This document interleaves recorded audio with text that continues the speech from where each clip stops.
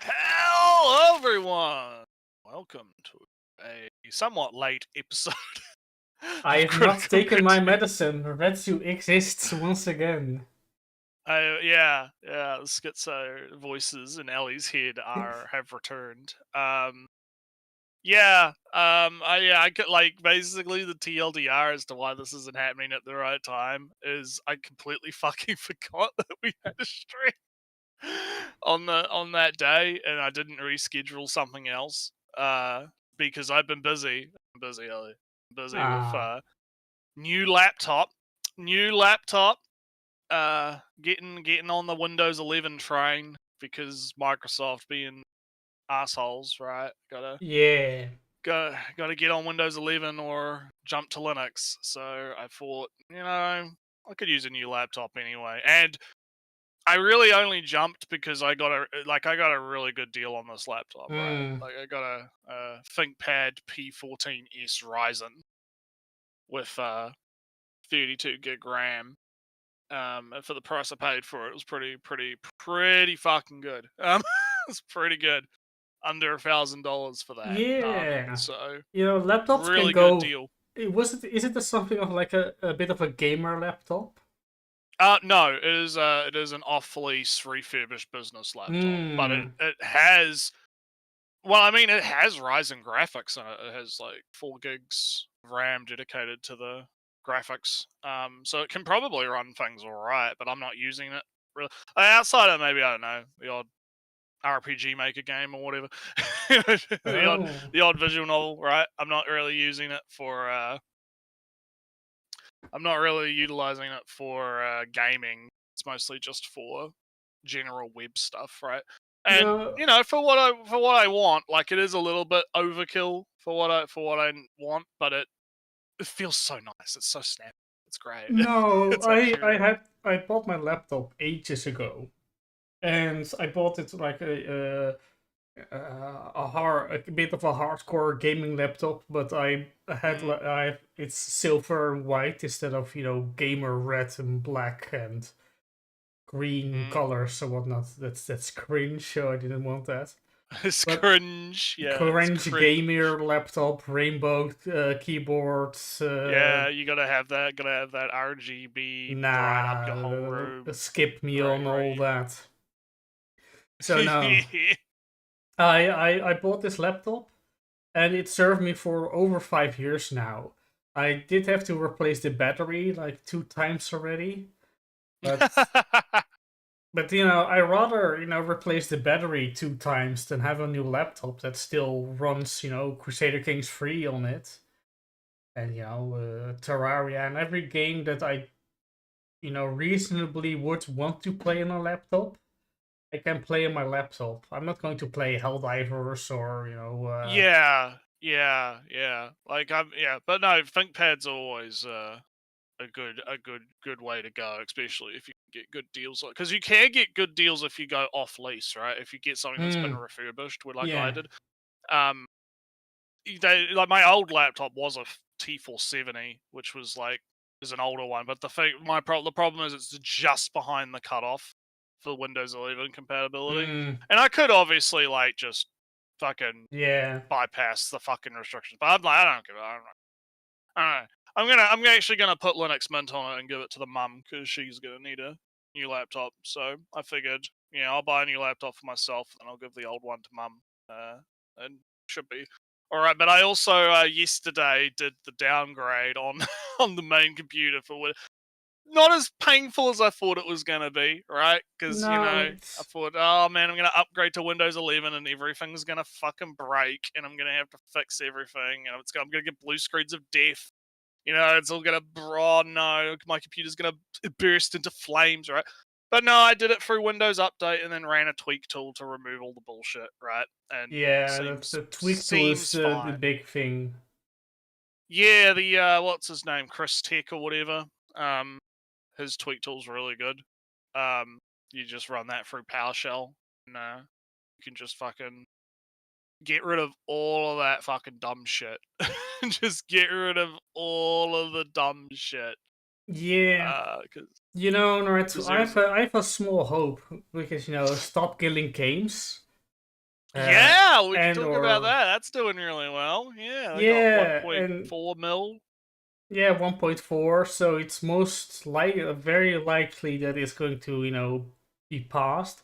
Although Go to the Nretsu, UN, the you UN, oh no, you the might have EU you might Parliament or not whatever. know, there's a challenge to the initiative. Oh no! A Oh con- no! a Who could concerned possibly? a concerned citizen has claimed that the Stop Destroying Games initiative Right. um, has been receiving financial aid by this Ross guy from YouTube who spent a lot of time Oh. on it without disclosing Oh. it, and it's a big Oh no-no. no! Oh But no! Nretsu Ross is you might have heard if you have ever heard him talk Nretsu. He doesn't really have a European accent of any kind, of any language. That's because Nretsu is a filthy immigrant. Oh He no! cannot lead this initiative, so he isn't. He's just a promoter. Yeah, yeah. He People don't, yeah, because people don't really seem to understand like what's going on. Because they think, oh, he can't do that. He's not an EU and it's like, no, well, I mean, he's got a organization that's like fucking Yeah, so handling the there's EU the side. there's the Stop Destroying Games initiative, the actual European initiative with the people, Europeans doing all that stuff, Germans and Polish people or whatnot. Yeah. And there is the Stop Killing Games movement that is, hey people, this is a good idea, go over there and sign it.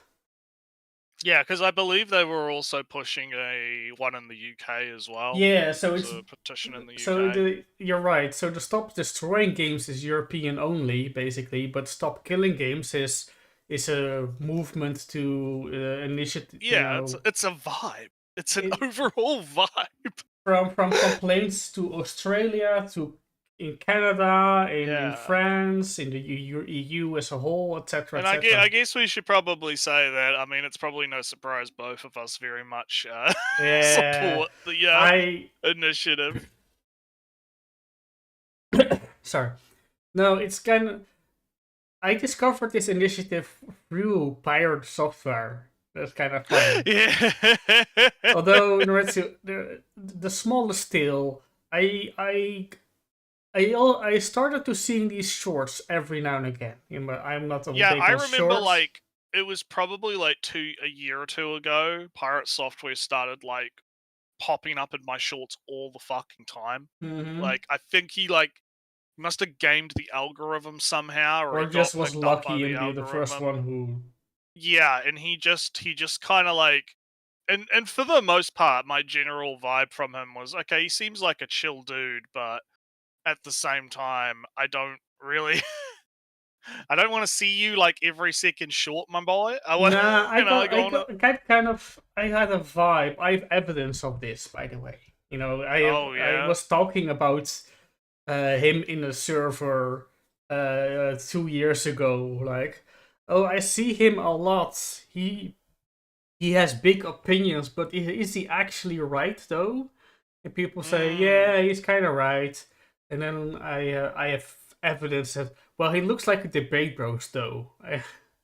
mm. And 2 years So later, I was watching. There's a guy who's been doing some like a programmer guy who's been doing some interesting deep dives into him. The last video he uploaded was about all of his like hacking claims. oh, those I Um, watched those too. that was a good video because he's like, yeah, Maybe okay, none of it is bro. true. Well, I think like because he has the DEFCON badges, right? So I think he some of it is true, Yeah, but but then of course those not badges like were for team because the one that efforts, was and yeah, one, it's team efforts, and two, the um the FBI one is really funny.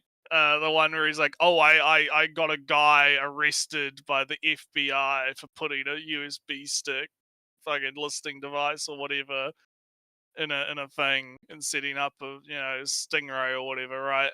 And Yeah. then like there's like no evidence of this whatsoever have Yeah. occurred. There's like zero evidence to back it up, right? And then there's him talking about like, oh yeah, when I was at Blizzard, I fucking did this, and this, and then the guy in the video will be like, well, actually, Ellie, Yeah. Those words well, don't mean anything. those words don't mean what he like. He's just throwing random words that sound vaguely hackery.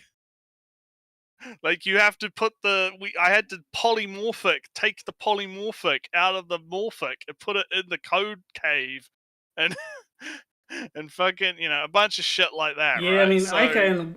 I think you can too, Nerd. So I could say, oh, you have to apply the Benson test for the proper gloss measurements. ooh, yeah, Oh, yeah, you gotta that go. sounds correct, Nretsew. The Benson test and the Benson methods for the gloss measurements.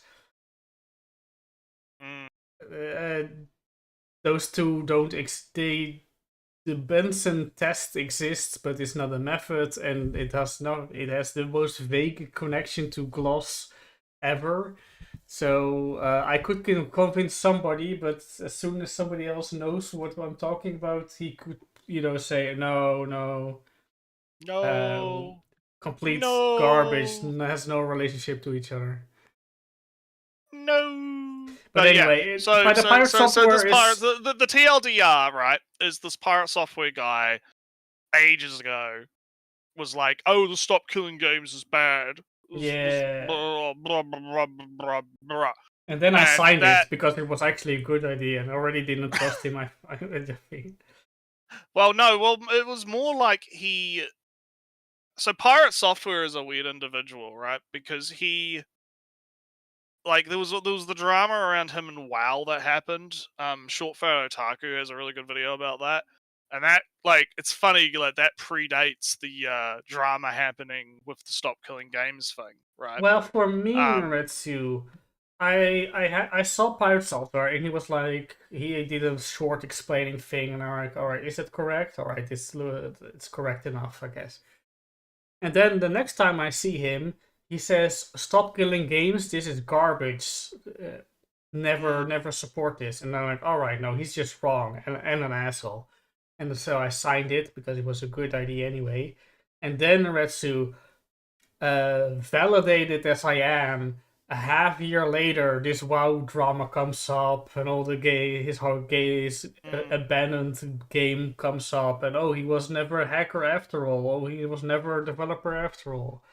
So yeah, that's my relationship with the Pirate Yeah, but software. I mean, at the end of the day, the Stop Killing Games thing seems to be doing well now. So, Yeah, and I except mean, even Ubisoft, Ubisoft came out as firm.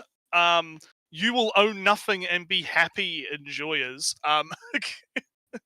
Fucking, there is the Ross, who is the Stop Killing Games guy. He did make a video like now 3 hours ago, released a yeah, I video, saw that on my YouTube's Rex. and Yeah, he he put is out a just saying video. from all right, there's this complaint against Stop Destroying Games about how Ross is giving money to to the organization without disclosing it in some way. But it's just bogus because he's a volunteer and you can volunteer for any cause you want. So this is kind of a sneaky,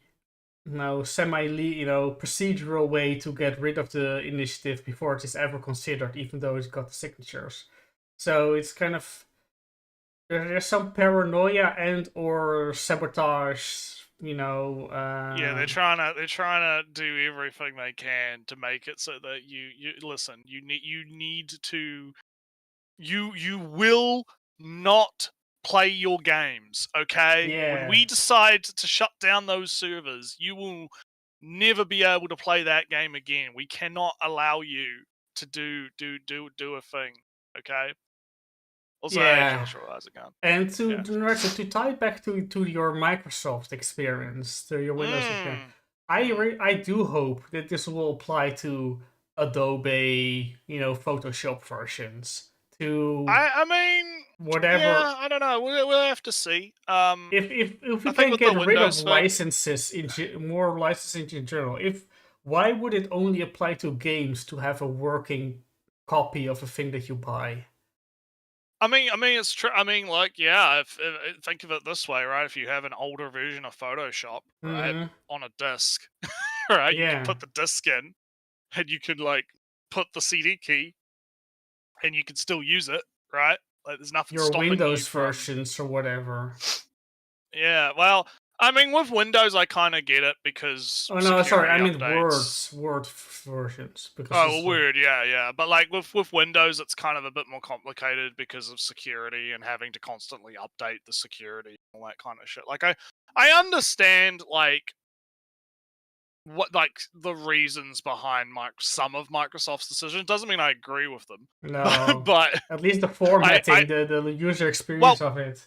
what my problem with the Windows 11 is more just like it's a downgrade, right? Mm, I wouldn't have a problem if it was like, okay, it has the same function. You can't even move the fucking taskbar, Ellie. The yeah. taskbar is stuck in the middle of your fucking like um screen, and it just doesn't. You can't like you could in Windows 10 you could just click it and you can just move it, right? You could snap it to whatever fucking frame of the monitor you want, right? Mm-hmm. Like, why can't I do that? Like, literally, why? Like, how long has Windows 11 been out, right? Like, Oh, how? a couple of years now.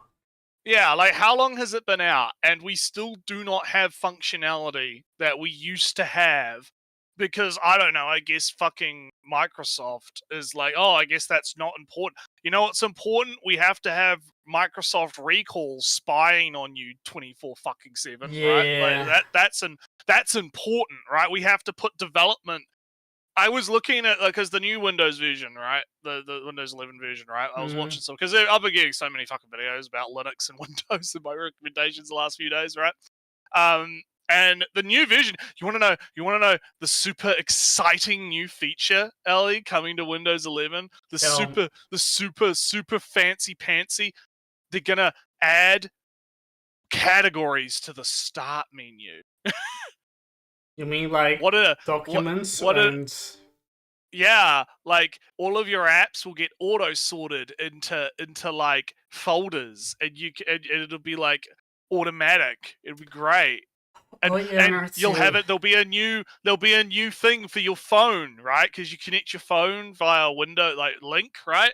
And you can control your phone stuff in the start menu, right? Like that's a feature that everyone wants, right? That's a you know Nretsew,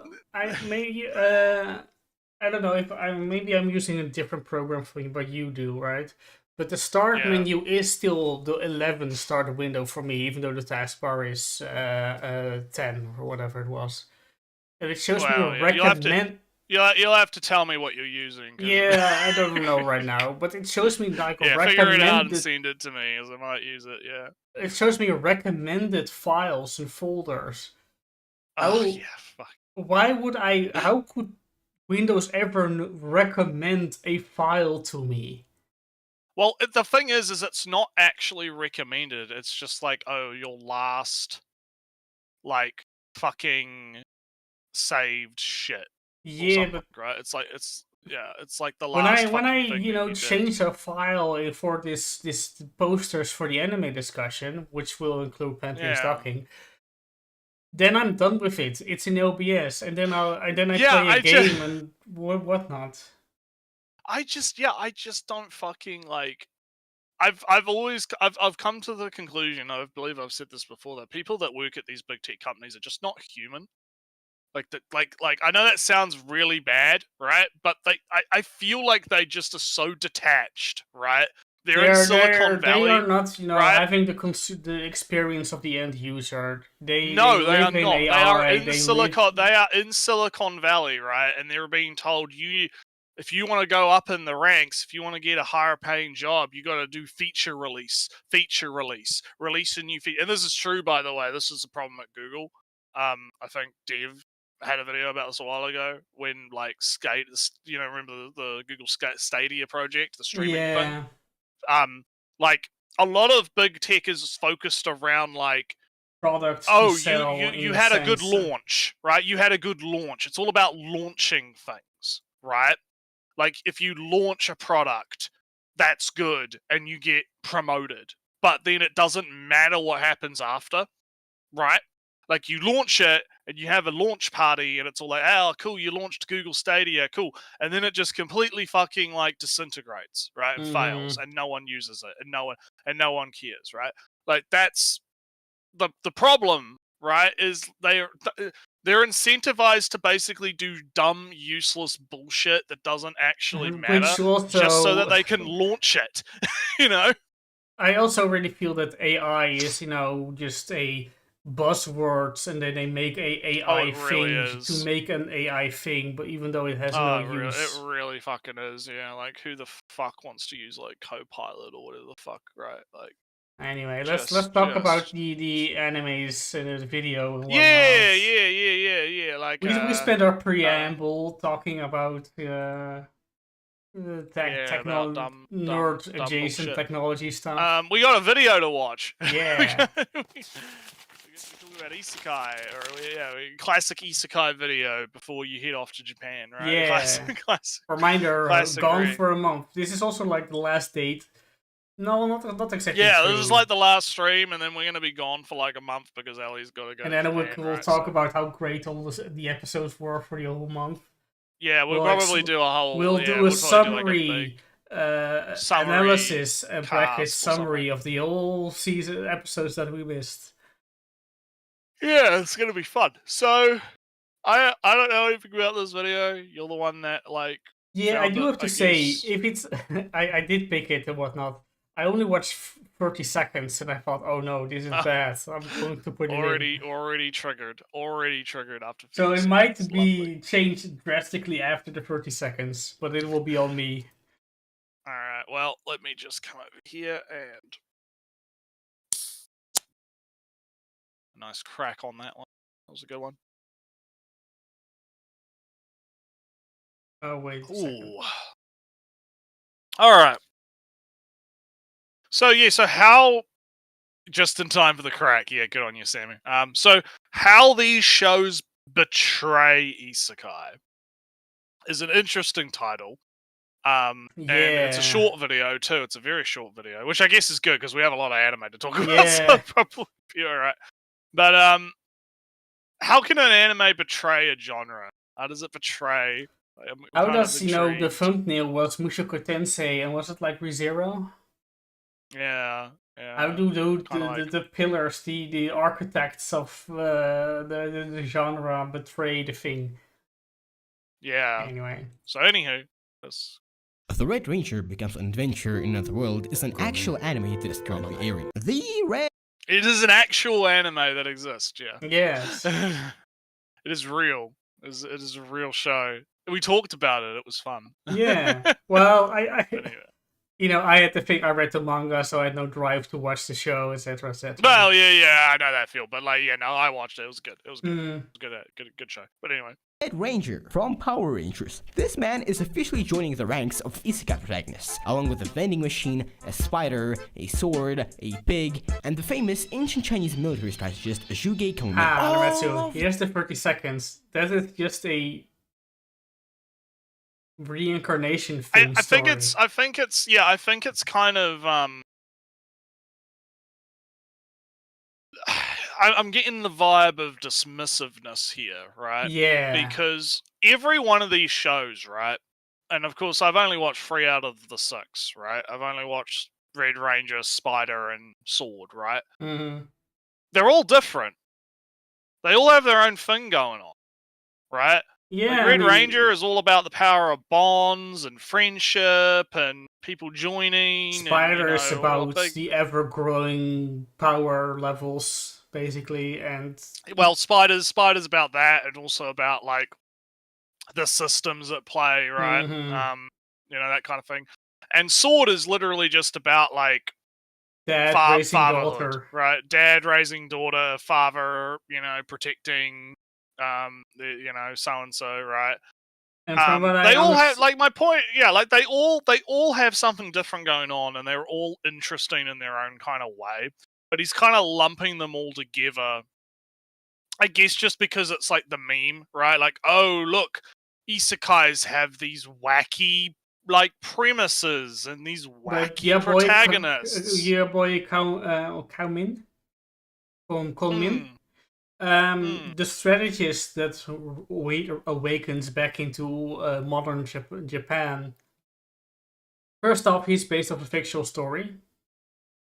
From what the best I know from the Three Kingdoms, I assume it's mostly fictional, if not entirely fictional. I'm pretty sure it's entirely fictional. But it's not about him being isekai. That's not really part of the experience. It's about how navigating adversities and how warfare even can be applied to becoming an idol and whatnot, and all the fun stuff that comes with it. But I'm just yeah. Like I said, there's like something interesting about these shows, and I think a big issue that we run into is because of the meme of isekai, right? The mythos of the isekai, right?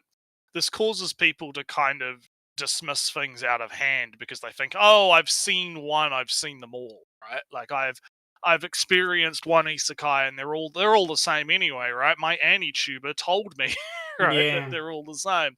And that leads you to kind of missing out on some stuff that, might actually be up your alley, right? You got to be a bit more open-minded, right? You got to be open-minded. But let's although sometimes there's just, oh no, there's so many good stuff. I know I like it, but I already have this entire basket, this entire plate of other good stuff. I cannot eat more. Kind of my problem this season, yeah. Yeah. But anyway, let's continue. Them are lists of some isekai. Let's be real, the state of modern isekai is an absolute disaster. The genre is so oversaturated with one-trick gimmicks that the odds of standing out are 1 in a trillion, especially now that you're competing with a vending machine and a Power Ranger. At this point, saying that isekai occupies the bottom of the entertainment barrel isn't even controversial, because there are only 2 isekais people universally agree are... Okay, but who cares? Who cares? Isekai is the bottom of the barrel of entertainment and whatnot. No, well, like, fuck, like, there's 2 that like, why do I care that people universally agree that Mushoku Tensei and Re:Zero are good, right? There's so many other good isekais. It's not even that. It's like it's this appeal to like general consensus, right?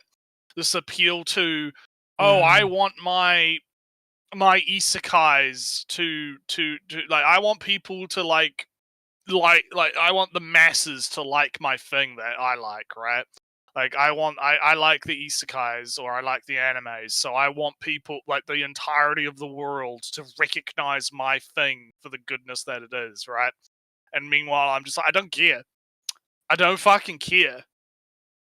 Because I'm not in this for like community fucking like acceptance, right? Like I don't get into anime to fucking like do social shit, right?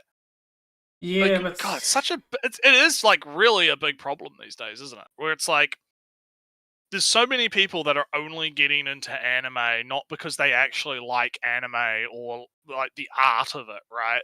They're only getting into it because they want like the fucking clout, basically. I guess they want to talk about anime. They want to talk about it, not actually watch it. I don't really think that's even if it's true, that's not the biggest problem, I feel, because that's the same.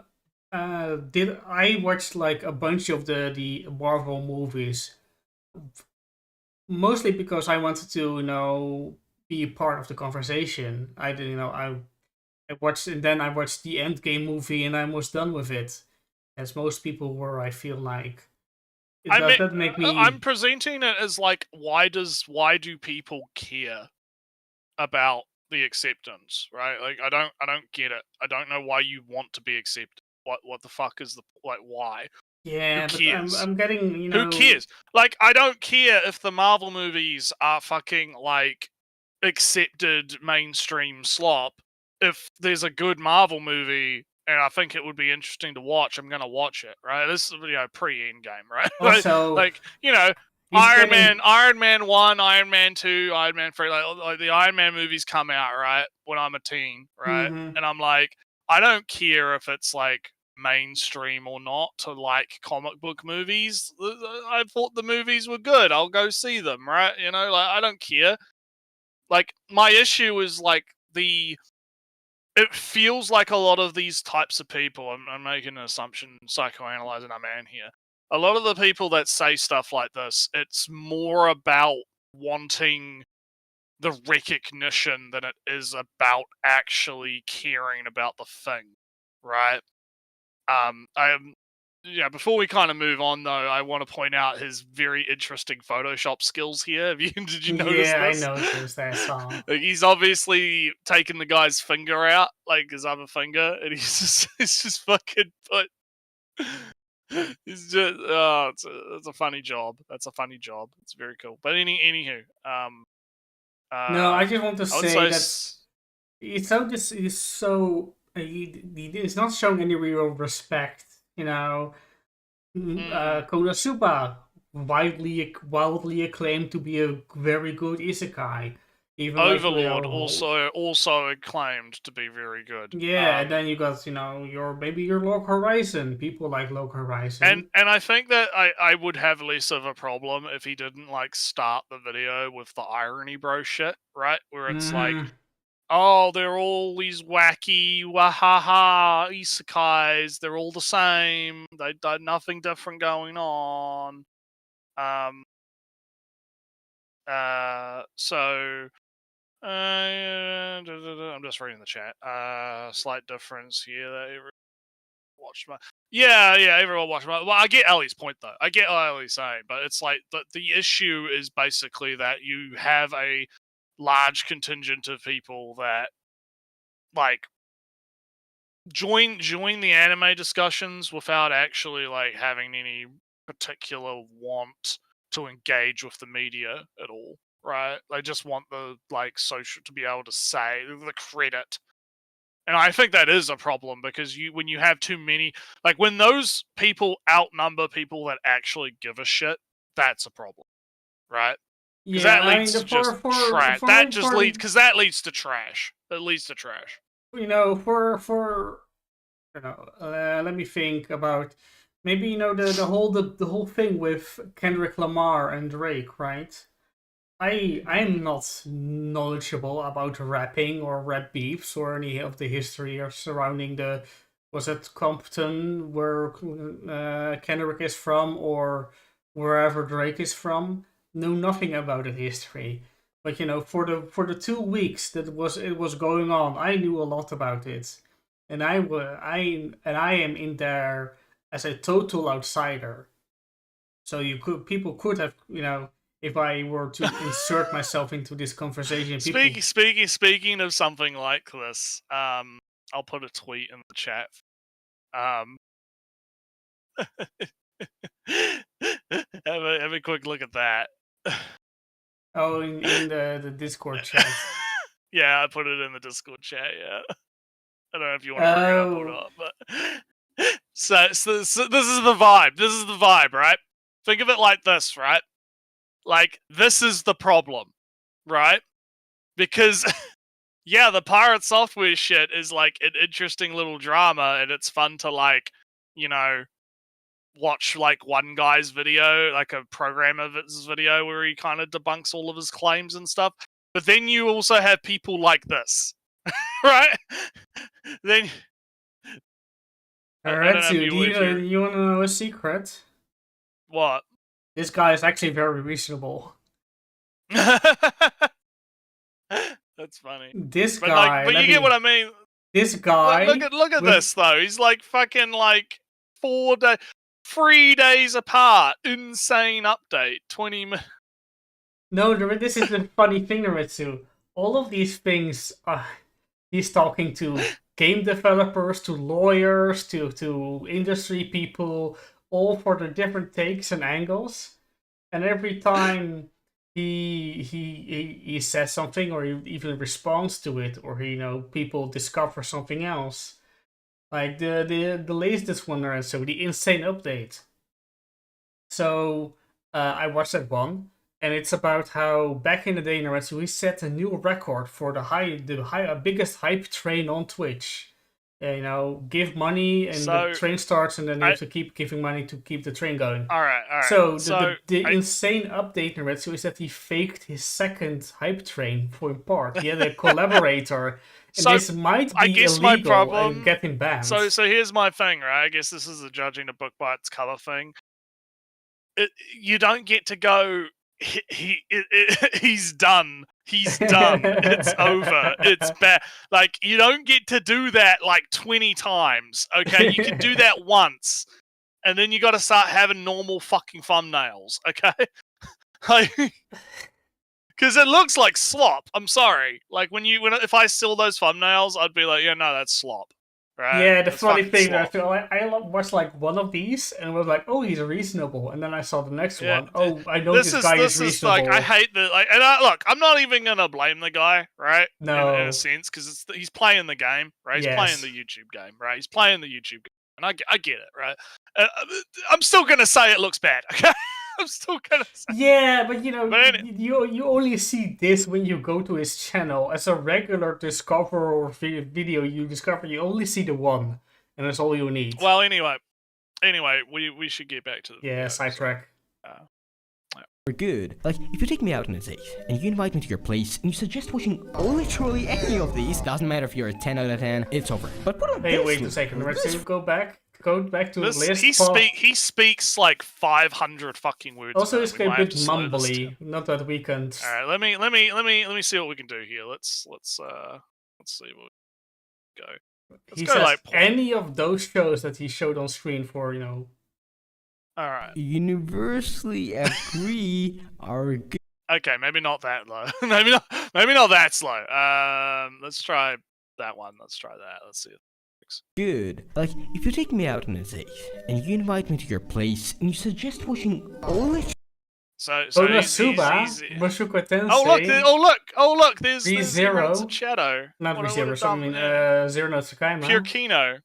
Yeah, Pure Kino. He's just showing all the isekais. This is the list of isekais. So he's gonna sound really robot-y, but it's he's like speaking at like 1,000 fucking words a minute. And mumbly, that's the worst part. And he's mumbling too, which is not good. This is not good, my man. Not good. I want to know what your point is. Speak clearly, like a normal person, okay? Truly, any of these, doesn't matter if you're a 10 out of 10, it's over. I also don't like that. Like, this is pure irony. If I was gonna say that something is irony slop, this is pure irony slop. This is absolute fucking irony slop. This whole like, oh yeah, if you it doesn't matter if you're a 10 out of 10. If you brought up any of these anime to watch, it's over or whatever. It's like fucking come on, dude. You wanna bet that something like Narnia is on that list or whatever, or Spirited Away? Yeah, if you recommend Spirited Away, you got that 10 out of 10 date, and you're like, hey, babe, watch this. You load up like fucking the Chronicles of Narnia. Titanic, because what is another world if you're just all alone at sea? She's just instantly ready to go. Yeah. Instant. But anyway, it's... But put on this loser or this freak, and I'm like, ooh, how did this happen? Sure, some people will argue for the skeleton guy or the slime guy, but, and I hate to break it to you, if you genuinely think that a dude playing a real-life Clash of Clans is on the same level as these two... Well, I mean, you'd agree with this opinion. Yeah. I mean, deciding slave owner. I think this is silly. This is just dumb. Okay, What is like, he even comparing? what is even like going on here, right? Like, I don't know why he's got to throw Overlord under the bus with slime. That's pretty bad, right? Like, come on. Ainz is Although way Nretsew, I cooler. kind of feel like he plays his ReZero and ReZero and Mushoku Tensei up there, and then Grimgar, and then Slime B. That's a bit high then, but it feels like he just likes stories with lots of character development. Well, I actually think, like, because let's be real here, these are pretty mainstream opinions, right? Like, Grimgar being kind of like a secret sleeper hit, right, is a pretty well known thing, right? I talked about Grimgar back when I was here and saying how good it was, right? Like, people kind of like, yeah, like these are kind of like if you were like to unpack normie basic bitch fucking anime isekai opinions on what's good or bad, this would pretty much be it, right? Like, Mushoku Tensei and ReZero get debated about, right? But for the most part, people recognize them as good, right? Like, people will complain about, oh, Mushoku Tensei, Harem, fucking Yeah. loser, Rudius, blah blah blah blah blah blah blah, incel, whatever, right? Like, people will argue about it, but for them, like, the actual quality of the show, I think, kind of deflects a lot of that criticism in the eyes of the normie, right? And then ReZero is another one that kind of is widely considered to be a good anime, right? I haven't watched ReZero, but I know that people widely consider the whole series, both source material and anime, to be good, right? Yeah. And so when I look at this just screams to me that this guy is one of these, like, normie, like, he's like a fucking robot, right? He has his BIOS, right, update. That's like, oh yeah, these are the shows that everyone is talking about as good. I have to say that they're good too, right? Like, uncontroversial anime Slime opinions. is bad, I guess. Like, uncontroversial anime opinions, right? Like, it's the most normie ass take ever, right? Like, we have some balls, right? Say Mushoku Tensei shit. You know what I mean? Like, yeah. Also, there's Konosuba have a up like, there. we're no stranger to controversial opinions on the show, are we? Oh yeah. So, when Kentai mentioned that Rimuru is a slave owner and an imperialist, cultural imperialist that genocides other cultures. Yeah, but anyhow, let's Against the military grade copium. Oh, and Konosuba is just in a league of its own. It's like see what I mean?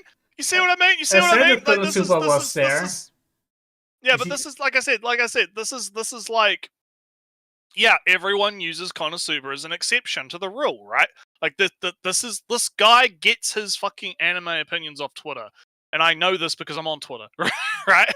Like, I know. Like, I've read the code of the BIOS, Ellie, right? I know what the fuck he's he's gonna say, because he's just regurgitating the most basic shit. Right? What I'm saying is to be a bit mean, right? Man has no taste, right? Man has no taste of his own. He lacks free. There is no mandate of God in this man. He is a drone. He has not developed a nuanced or his, because Nretsew, the thing is, Konosuba is good, ReZero is good, yeah, they are. Yeah, like, is good. Like, yeah. So I'm not going to say that, oh no, he's bad for liking these good anime. Well, no. Here's the thing, right? Here's the thing. This is what I'm trying to get at, right? There is a reason that these things are like the normie BIOS, right? That's because not the problem. Also. The problem is he's regurgitating this, ironically, like it's some kind of, like, big revelation, right? Yeah. Like it's some funny joke, right? When it's like, nah, dude, everyone fucking thinks this. Like, everyone thinks that you're not special. No one cares. Like, it's not funny is my problem, right? Like, there's a SpongeBob meme. There's a SpongeBob meme. What Konosuba There's a SpongeBob meme where there's a guy ordering at the Krusty Krab with Squidward, and the guy's like, I'm gonna have a Krabby Patty. Ooh, wow, we're getting daring today, aren't we? Like, just ordering, like, the most basic stuff, and Squidward is like, ooh, that's what this feels like. That's what this feels like. It's like, my man. You know, Nretsew, in some way, Squidward was not being. If somebody just wants a normal burger, why is Squidward so mean? Well, no. The joke was that the guy ordering was like, you know, oh, I'm gonna have something new or whatever. I don't quite remember the full joke, but like the joke wasn't like Squidward being mean. The joke was like, it's been years since I watched any SpongeBob. Yeah, it's been a long time. I might be wrong, you might be wrong. Who knows? I'm not rewatching SpongeBob to freaking remember the meme. But anyway, let's keep going. Comparing a Christopher Nolan film with a shitpost compilation. Let's cut to the chase though. What makes Musho Tensei and Konosuba is way better than. Yeah, this is like really like dumb. It's irony poison. Like this is a great example. Like I have to thank the video creator for this. This is a perfect example of anime like irony poison and what it's done to fucking discussions of anime. Right? Magician, you have to retract that statement. He said Konosuba was a shitpost compilation. Yeah, like again, it's irony poison. It's pure fucking irony poison. These fucking kids these days can't actually just be genuine about the shit that they like. They have to do the self-deprecation shit because fucking Gigic did it like fucking God knows how many years ago, and it's just like the damage he had done. The damage he's done is like fucking irreversible. It's so annoying. But anyway, I might speed him up again.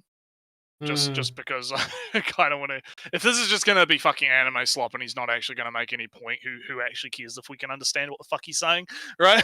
So, let's see how he sounds now. ReZero stand out in the most oversaturated genre of anime.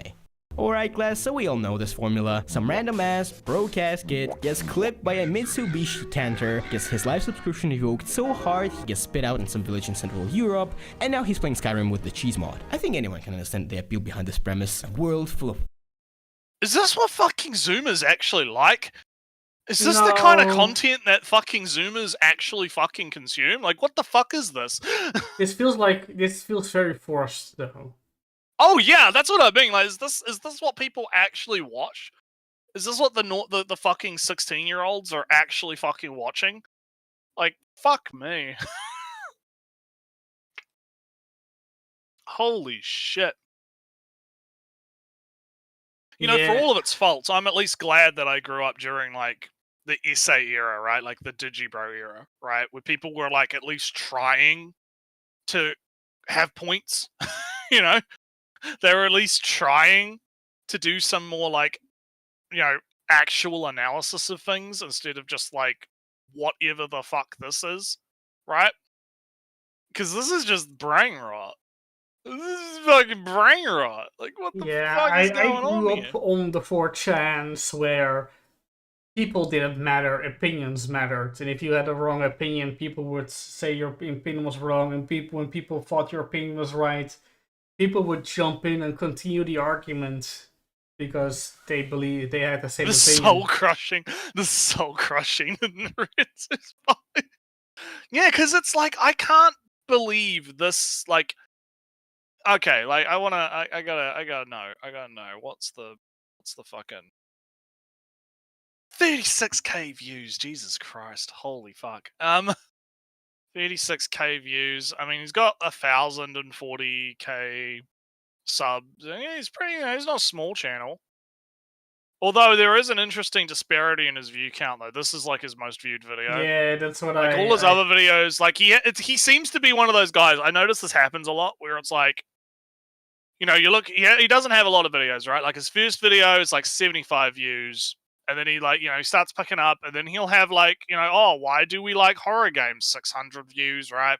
Like and then he goes back to 81, 87, and then he has like that one breakout video with 22k views, and then he has another one with 20k views, and then he goes back to 200 views, and then he goes back to 100 views, and then he goes back to 200 views, and then he has a 9k video on ReZero, and then he has a 36k video on Isekai, right?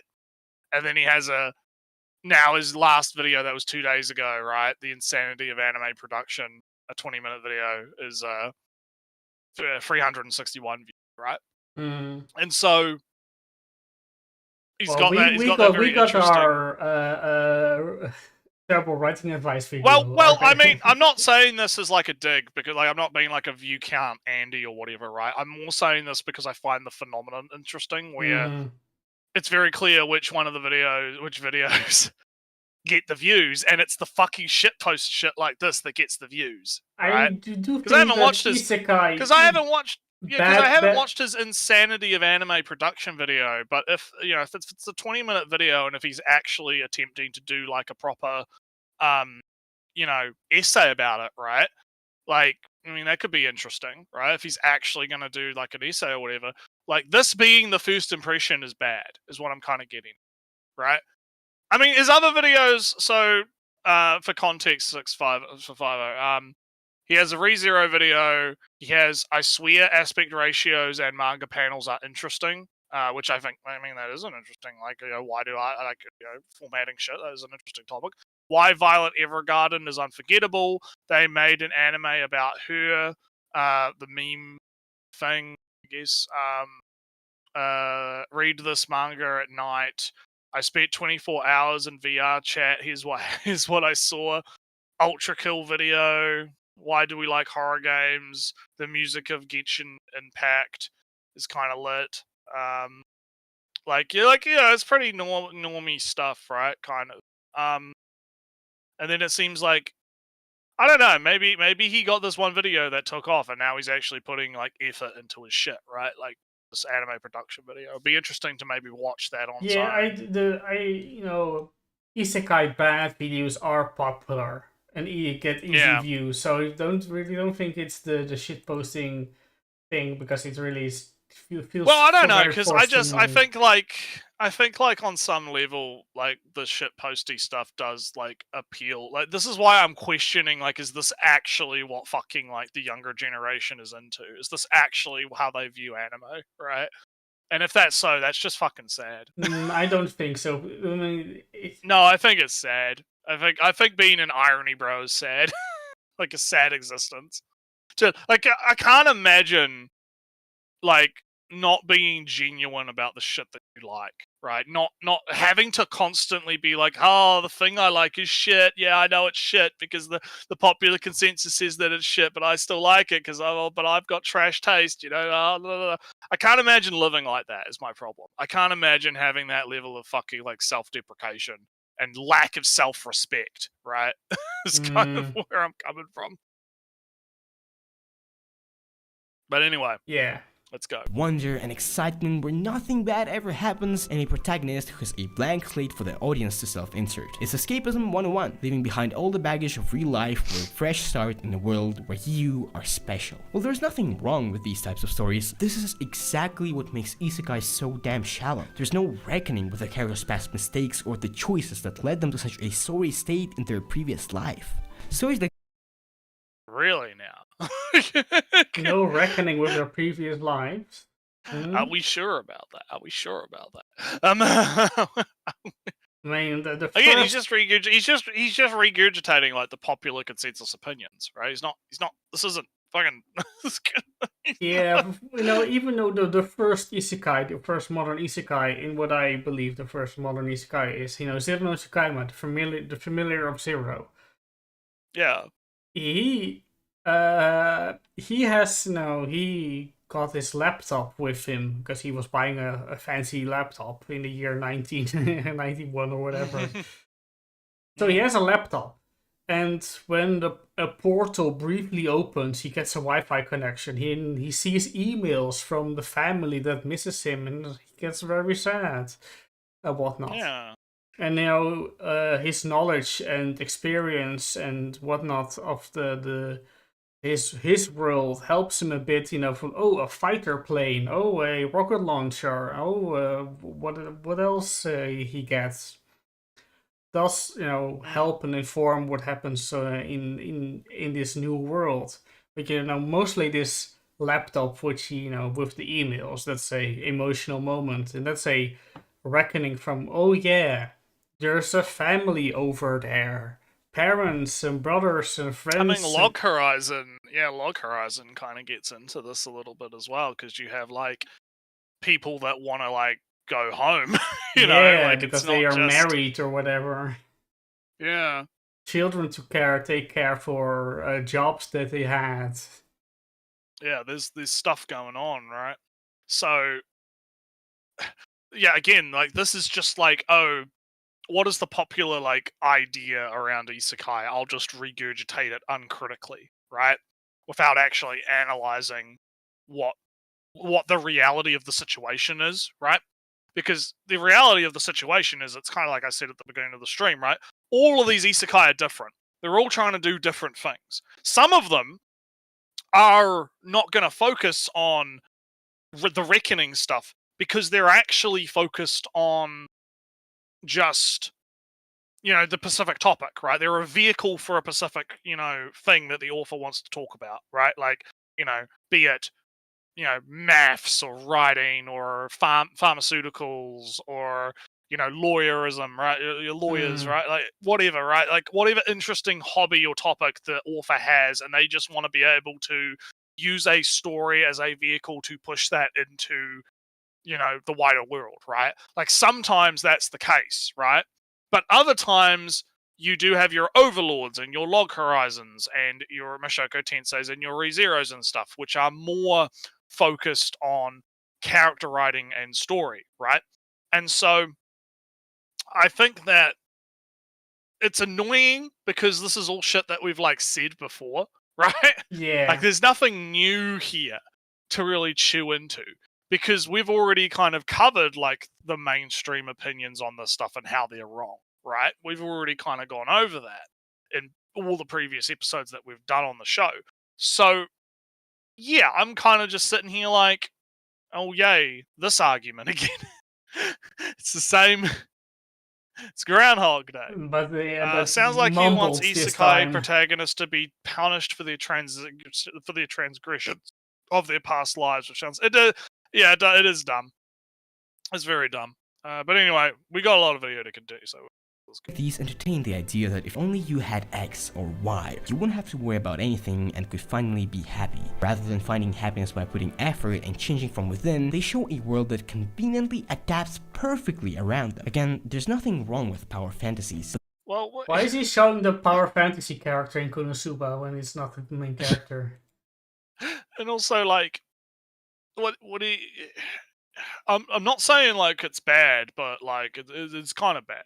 you know, like, there's nothing wrong with these kinds of stories, but right, like no, there's no but. It's okay to have a power fantasy, but it's but I think that you're being blinded by the fact that you think everything is a power fantasy, right? Like maybe you should actually watch and analyze some of these shows and see, like, because we talk about like Log Horizon, right? Like, yeah, those characters are powerful, right? Those characters, are powerful, but they still struggle. There's still conflict, a lot of that conflict comes from things that don't have anything to do with their like abilities from the game, right? Like the MMO aspect of it. Like it's internal guild politics. It's players going out and doing bad things and having to deal with that. Different ideology right? of how to be treated. How do you treat this new world to begin? Yeah. Yeah, it's like there is conflict within these stories, right? That can sometimes spawn from external sources. So boiling it all down to just, oh, they're power fantasies, they're just like slop, right, is incredibly reductive, right? It's a very reductive mindset to have about this. I prefer to look at things in like a case by case basis, right?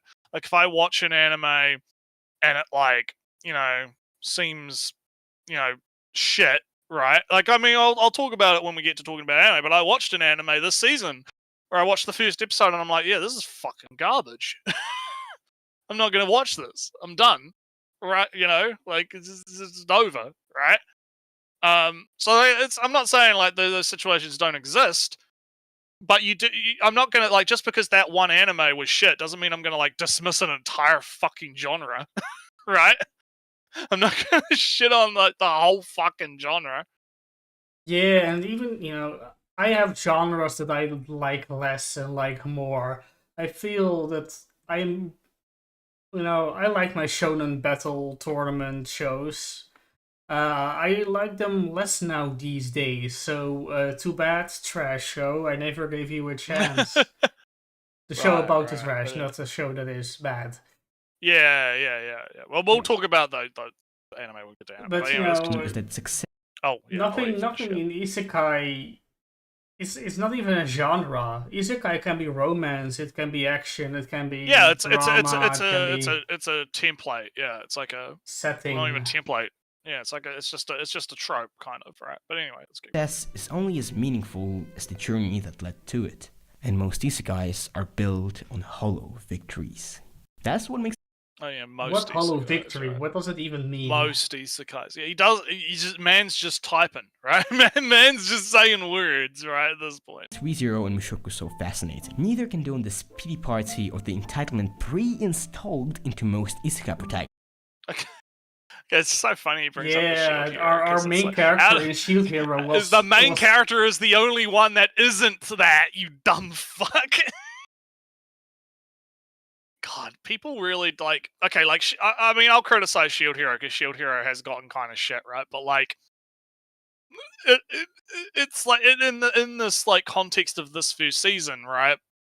Yeah, no, it's all the other characters that are arrogant. And their arrogance leads to bad outcomes. Also, the arrogance is rewarded. Well, it's awarded initially, but like, for instance, like the arrow guy, right? The bow guy. He starts like a revolution in a country, right? Because of a dictator is in a country, and he starts a revolution. But that revolution just leads to more. Like he goes in, he takes out the big bad dictator, and then he fucks off, and then the whole country just collapses, and everyone's in poverty, everyone's impoverished, everyone's fucking, just in a shittier state than when they started. Roam the land. Yeah, the sword guy kills this dragon because he thinks everything's a video game, just like his video games in his world, right? He thinks it's all, I gotta kill the dragons, gotta become the strongest, fuck everyone else, I'm gonna be the strongest person, right? And then that dragon, he just leaves its corpse, and its corpse is like spewing out toxic fucking poison, and that poison is just destroying a village because, he doesn't care about the consequences. And then, of course, the spear guy is obviously like womanizing and fucking doing a bunch of fucking dumb shit, right? And causing problems in that regard. And all of this stems from the fact that they're not, they are, like, I wouldn't say necessarily the author is using them as a critique or I'm not going to say the deconstruction word, right? Like, I don't think that was necessarily the author's intent, but I think it is like a contrasting element to Nafumi, right?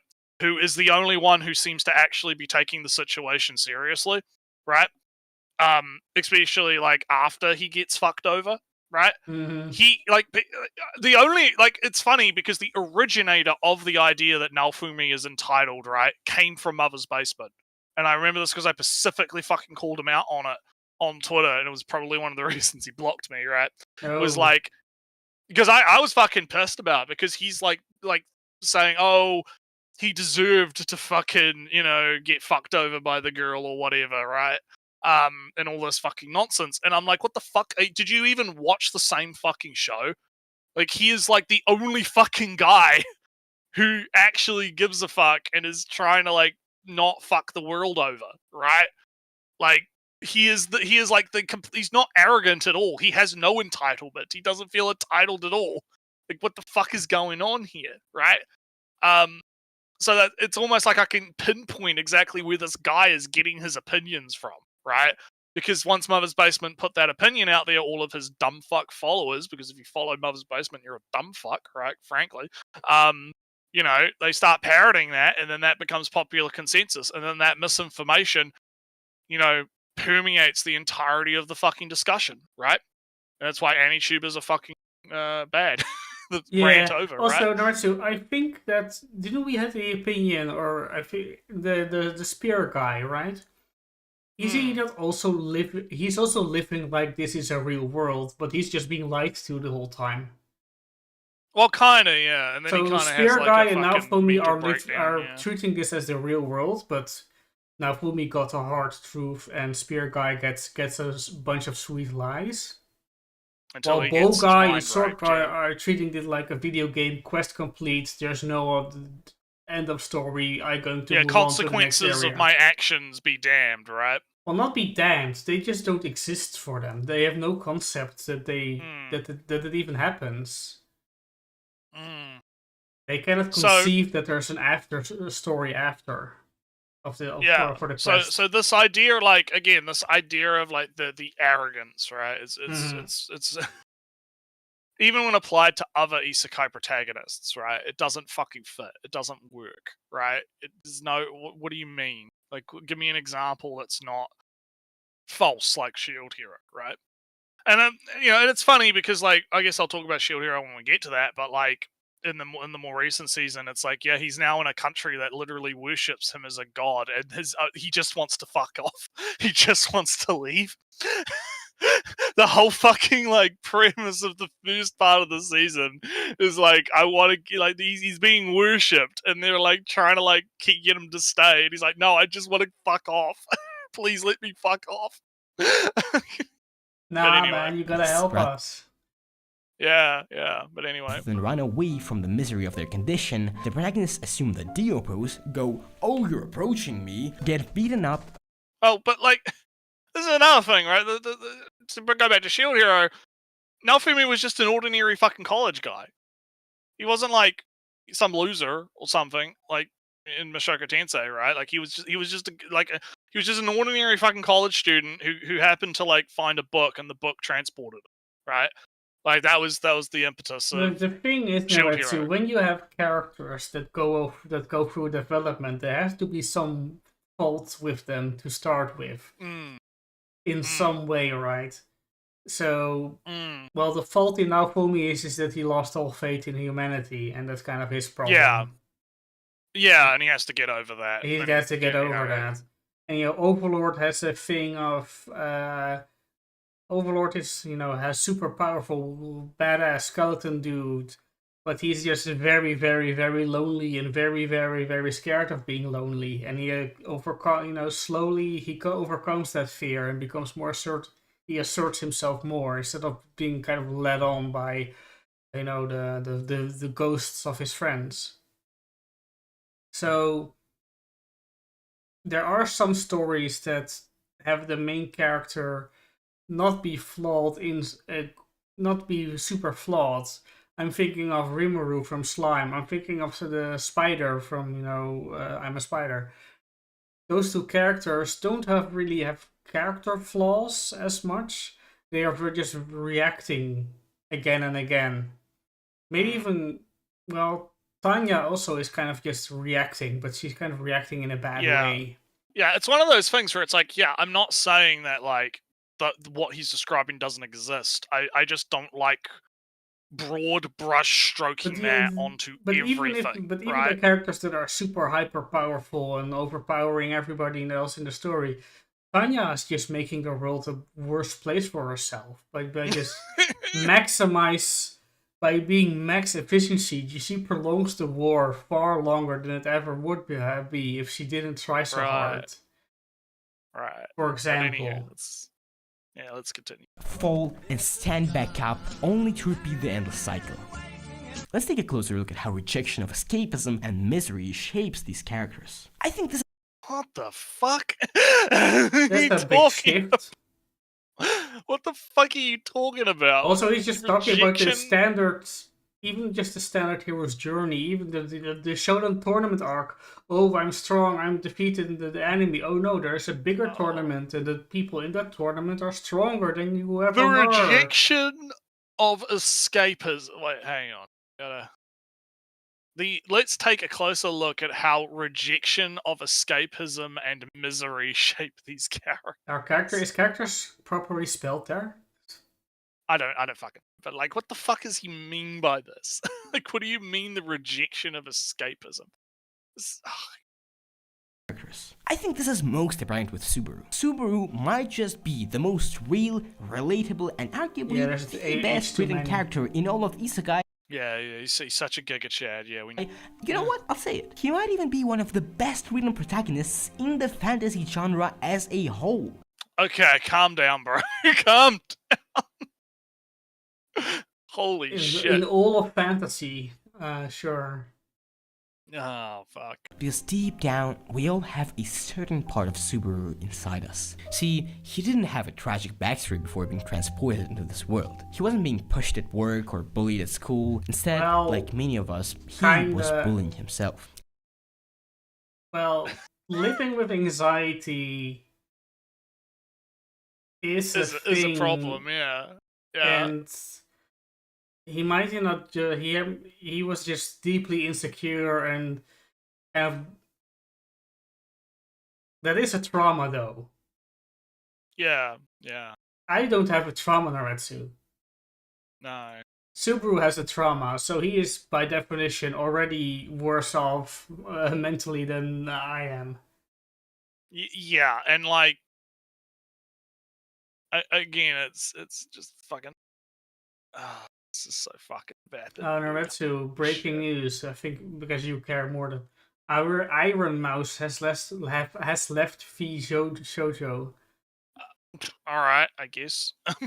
You're who the more fuck is even left at? Who the fuck is even left at V Shoujo now? Yeah, Like, that's why I was saying, because you're more in tune with the indies VTubers than I am. Most of them are like, I don't even know. Like, I don't follow V Shoujo that much, and I haven't really been following like a lot of the VTuber stuff that much, right? So like, outside of I guess the new Phase Connect girls, like I like Chloe. Chloe's great.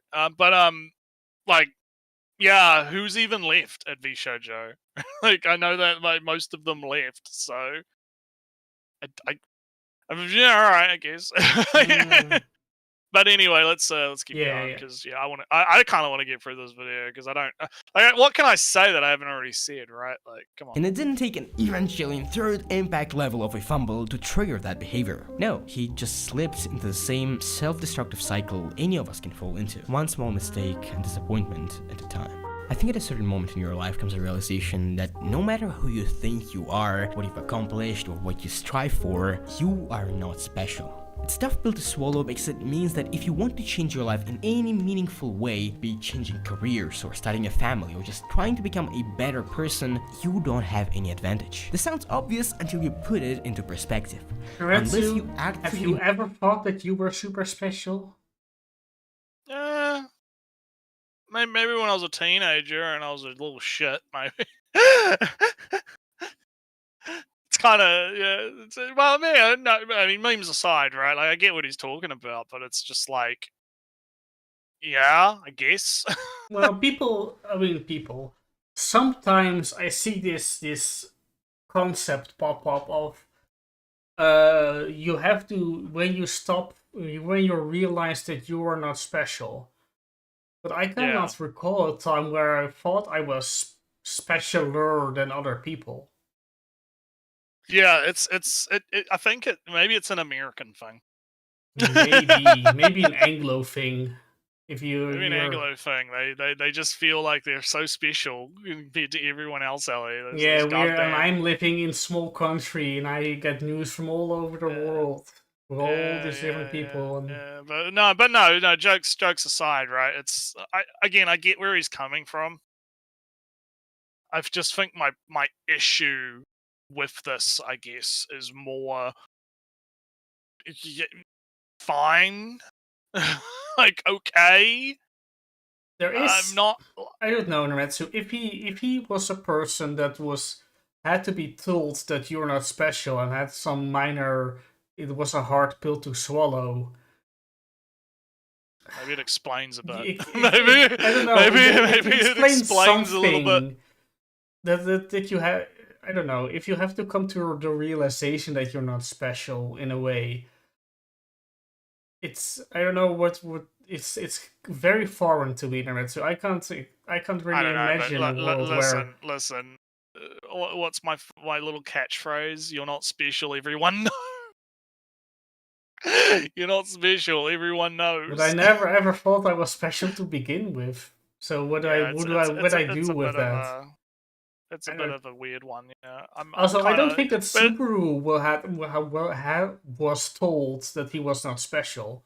I wouldn't know. I haven't watched it, but like, no, I watched to the point where this scene is relevant because there was the flashback of his previous world. But it's yeah, no, I don't know. It seems like it's just yeah, but just to explain super briefly, Subaru's young school career was built on this validation of this being liked by people, and when he got into high school or whatever it was, suddenly this dynamic shifted. He was no longer getting the validation, and this shocked him. People didn't like him as they did in middle school or whatever school it was. And this sudden shift in oh no, I'm not, who am I now? I was the guy that people like. I am not liked, who am I? And this kind of was the big shock to his personality. And when he comes into the new world, then he's kind of gets very expressive, but it's all a big play to get attention to him, so other people will acknowledge his existence, etc., etc. But that's not being wanting to be special in a way. That's wanting to have other people acknowledge your existence. That's different. That's a desire for a human connection more than a specialness, a special treatment. I don't really think that Subaru needs special treatment in a way. He needs connections. That's my view on how Subaru acts in the Subaru's character. And I don't know. Nope. Oh, alt. There's a new jingle. Oh, it's from. Now I'm getting a little bit hung up on having been told that you're not special. It's a very. Let's continue on before we get more hung up on it. All right, let's go. Work towards every single day, you will simply not achieve it. No matter how good you think you might be, you will have to put in ungodly hours, blood, sweat, tears, and likely money into it. You will lose many things and people due to you along the road. All that, and you're still not guaranteed to succeed. So when you keep giving your best again and again and still see it fall so short, the blame turns inward. Surely it's you who's the problem, right? So you double down with more effort. Perceive all praise as flattery. You start assigning your self-worth to your future self. Happiness and love become something you hoped. This sounds like man's trying to do a therapy session for a video. Okay? Don't want to be mean, but like, yeah, these are real problems, right? Imposter syndrome is real, right? Like, I'm not gonna discredit it, but I feel like a video that is like supposed to be about how these shows portray isekai, like, I think that if you wanted to make a video that was an analysis of Subaru as a character, right, and how his struggles can relate to like actual struggles that people have in real life, right? I think that is a video. There's probably like 5 of those videos that exist, right? 20, like 25, whatever videos of people doing that, right?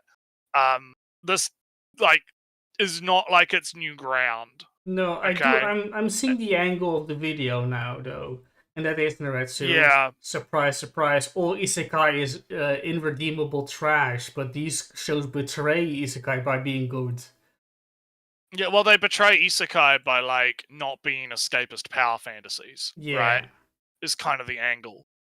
Even though, like, again, he's running under false assumptions. Like it's all running under false assumptions about the genre, and that's a big problem. But anywho, to achieve. In the meantime, your self-worth gets ground into nothing. The end game of this process is that you find yourself with a new habit, hating yourself for all your failures and disregarding any W's. This is exactly the cycle Subaru falls into. As a child, he was expected to be extraordinary. Especially with a giga-chat father like his, Subaru's expectations for himself soared, but reality didn't meet them. When the applause stopped and his best efforts failed to stand out, he reinvented himself, adopting a loud, energetic persona to fit in. But eventually he realized that no matter how hard he tried, he wasn't enough. One misstep at a time, he spiraled into self-loathing, skipping school, and ultimately becoming a shut-in. The setup already makes Subaru's journey much more compelling than that of most other isekai. When he gets to this new world, it's not a second chance, it's his only one. It's a real start from zero. When he gets transported, he assumes the mask of an eccentric... Quick context, because his video doesn't give it. The thing of his whole backstory that you saw is all like the beginning of season 2. So when you get to here, you don't know any of that. He's just loud. So this is not a setup of Subaru's character. This is an exploration of Subaru's character, or the flashback. Yeah, and again, it's like I'm not really pausing because I don't really have a lot to say about it. Yeah, like, that's... yeah, okay. He's being, I don't know, he's being weird in a way. I don't want to say vapid, but it really is kind of like... like... vapid. He's being a bit vapid, right? He's being a little bit vapid here. Like he's putting so much gravitas on this, right? Like, and how relatable it is, right? And I'm sitting here kind of like, okay, yeah, it is. Yeah, it's it's relatable, I guess. But like, does that make it like betraying genre? You know, like, what do you mean, right? God. Protagonists overreacting to everything and just generally being cringe because that's not him.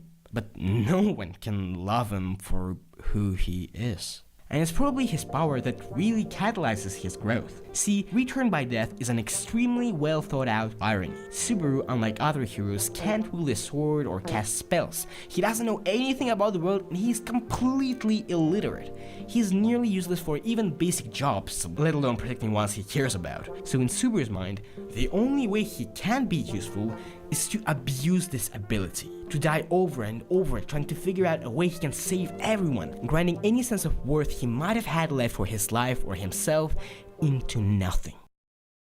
His power doesn't make him special, it highlights his weaknesses. His behavior isolates him and causes him to fail over and over again. Thus, Subaru is forced to confront his failures, collaborate with others, and make the absolute most of the resources this world offers to solve problems. It's in his reliance on others and his willingness to face his insecurities that Subaru gradually grows as a person and awakens his inner wizard. We watch him fail countless times, endure unimaginable pain, feel alienated, and suffer betrayal. He's shattered. Alright, Nretsew, this is so boring, I can't... Get to the point, get to the point, get to the point, This get is to a the point. summary, this is watch the show. This is not... Yeah, even besides all of that, Nretsew, besides the specific scenarios and the specific, things that Subaru goes through, this is a regular-ass character development. You see this character development in your romance show, where your romance... It's funny, because for all his, talk of, oh, you're not special, right, you have to, the show is not special. There are plenty of the romance shows. Character, oh, it goes well, but oh no, it was a mask. It was not the real me, but the character loves me for the mask, though. Oh no, the character knew, the other character knew all along and was putting up a mask, etc. But the other character is also putting up a mask. How do we both confront this, etc.? We're working together, blah blah blah blah blah. The most basic character development ever. Well done in ReZero. Not saying it's not well done, but to put it on this super special pedestal kind of ignores that this is a thing that is regular to good story, a regular thing to good stories. Yeah, and I agree with Fivo here. He's glazing. He is glazing. He's glazing ReZero really hard right now. And look, I'm not gonna if you like ReZero and you think it's good, that's fine, right? I don't have a problem. I think ReZero was good for all the things I saw. Yeah, it's not. I'm not gonna shit on ReZero. I just think that there's more to it than just this. Summarizing right? events in the show. summarizing, well, not even events. He's just like, oh yeah, this is like the themes and the vibes, right? Which is And somewhat preferable to just a summary of the events, but he's not Mother's Basement level fucking. I'm just gonna recap but the he's whole repeating show. himself a lot because what that's does this kind of section more the tell problem, you more right? than the Like previous that's why I'm section? saying, like, yeah, we get it, right? ReZero is big emotions, right? We get it, right? Please make a point, like please make a point. All right, I want you to. God, but anyhow, remolded and emerges stronger each time. His victories against fate and himself don't just feel like it, they are earned. But Subaru's struggles are actually not that unique, because there's another protagonist who wrestles with the weight of their choices, and they are from an entirely different kind of anime. Rudeus from Mushoku Tensei, despite his immense power, finds that internal struggles remain just as arduous. Both characters navigate brutal worlds, yet their growth lies in facing their flaws and striving to be better people. While Subaru battles both his inner demons and the gods of his world, Rudeus' story initially seems like the complete opposite, a journey into escapism and the indulgence of high oh god, escapism bad, Ellie! Escapism bad! He keeps bringing it up, he's like, oh god! I hate it. It's like, I do want to say that ReZero's world is far more hostile to life than Mushoku Tensei. Yeah, I mean, it doesn't have like the whale that like makes you forget the whales and the bunnies that eat everything and whatever other horrifying gods that walk the earth and kill everybody in sight. Yeah. All of that shit. But yeah, pretty much. Yeah, I'm just kind of like, fantasy.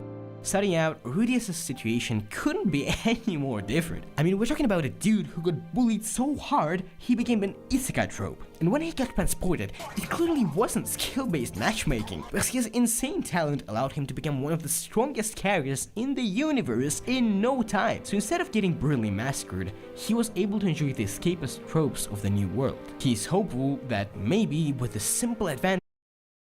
Wait a minute. He's able to enjoy the escapist tropes of this new world. I thought he was so smart when he wrote that. I know.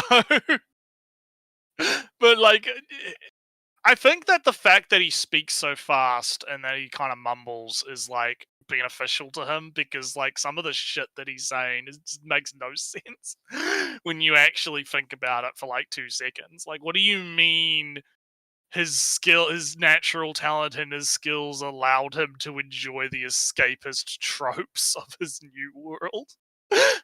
Like, what? You're just saying words, man. He's doing a pirate software. He's just saying words.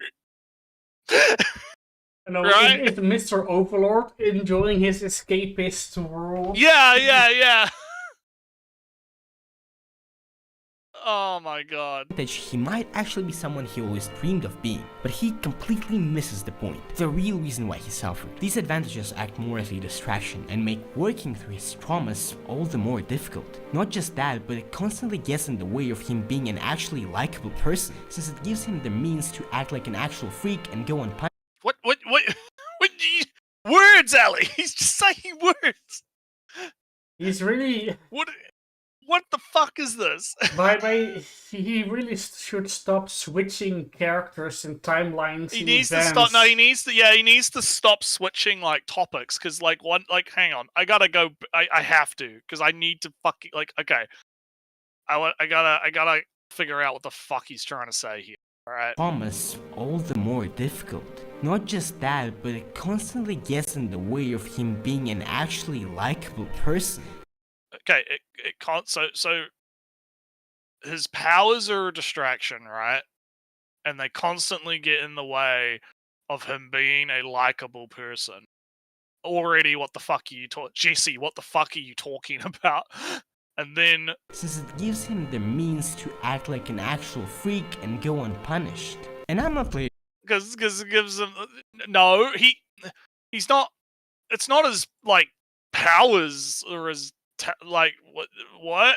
It's his already outlook. And he doesn't go unpunished though. Eris beats the shit out of him. Like, what do you mean he goes up? What?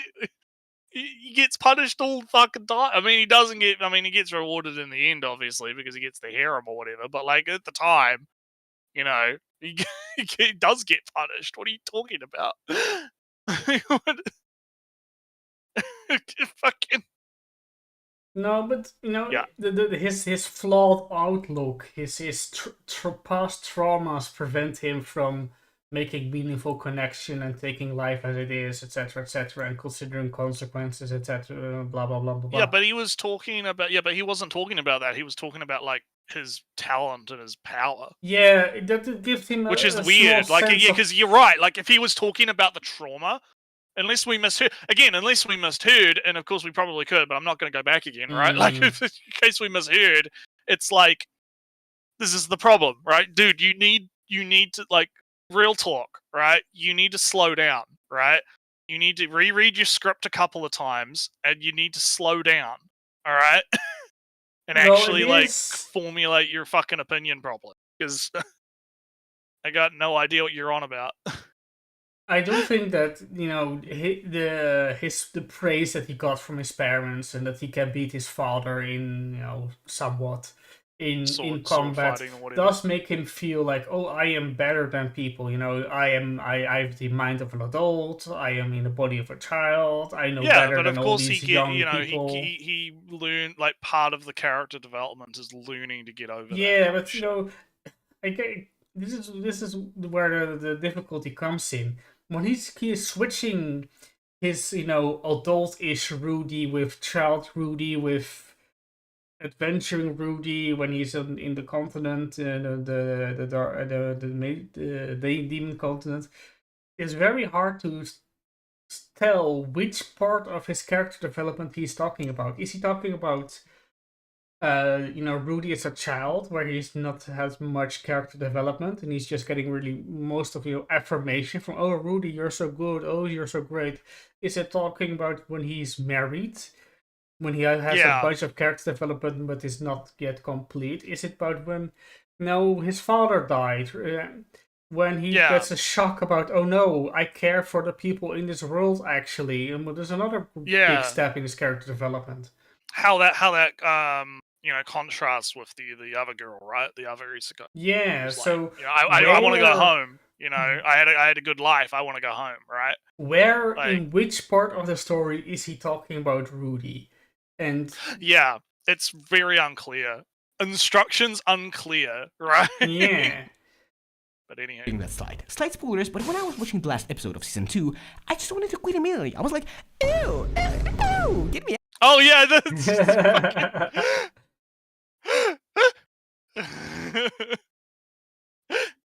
you get out of here. Because with the only man in the house being Rudius, you just know that this huge ass house is a Victorian palace by day and an actual Diddy mansion by night.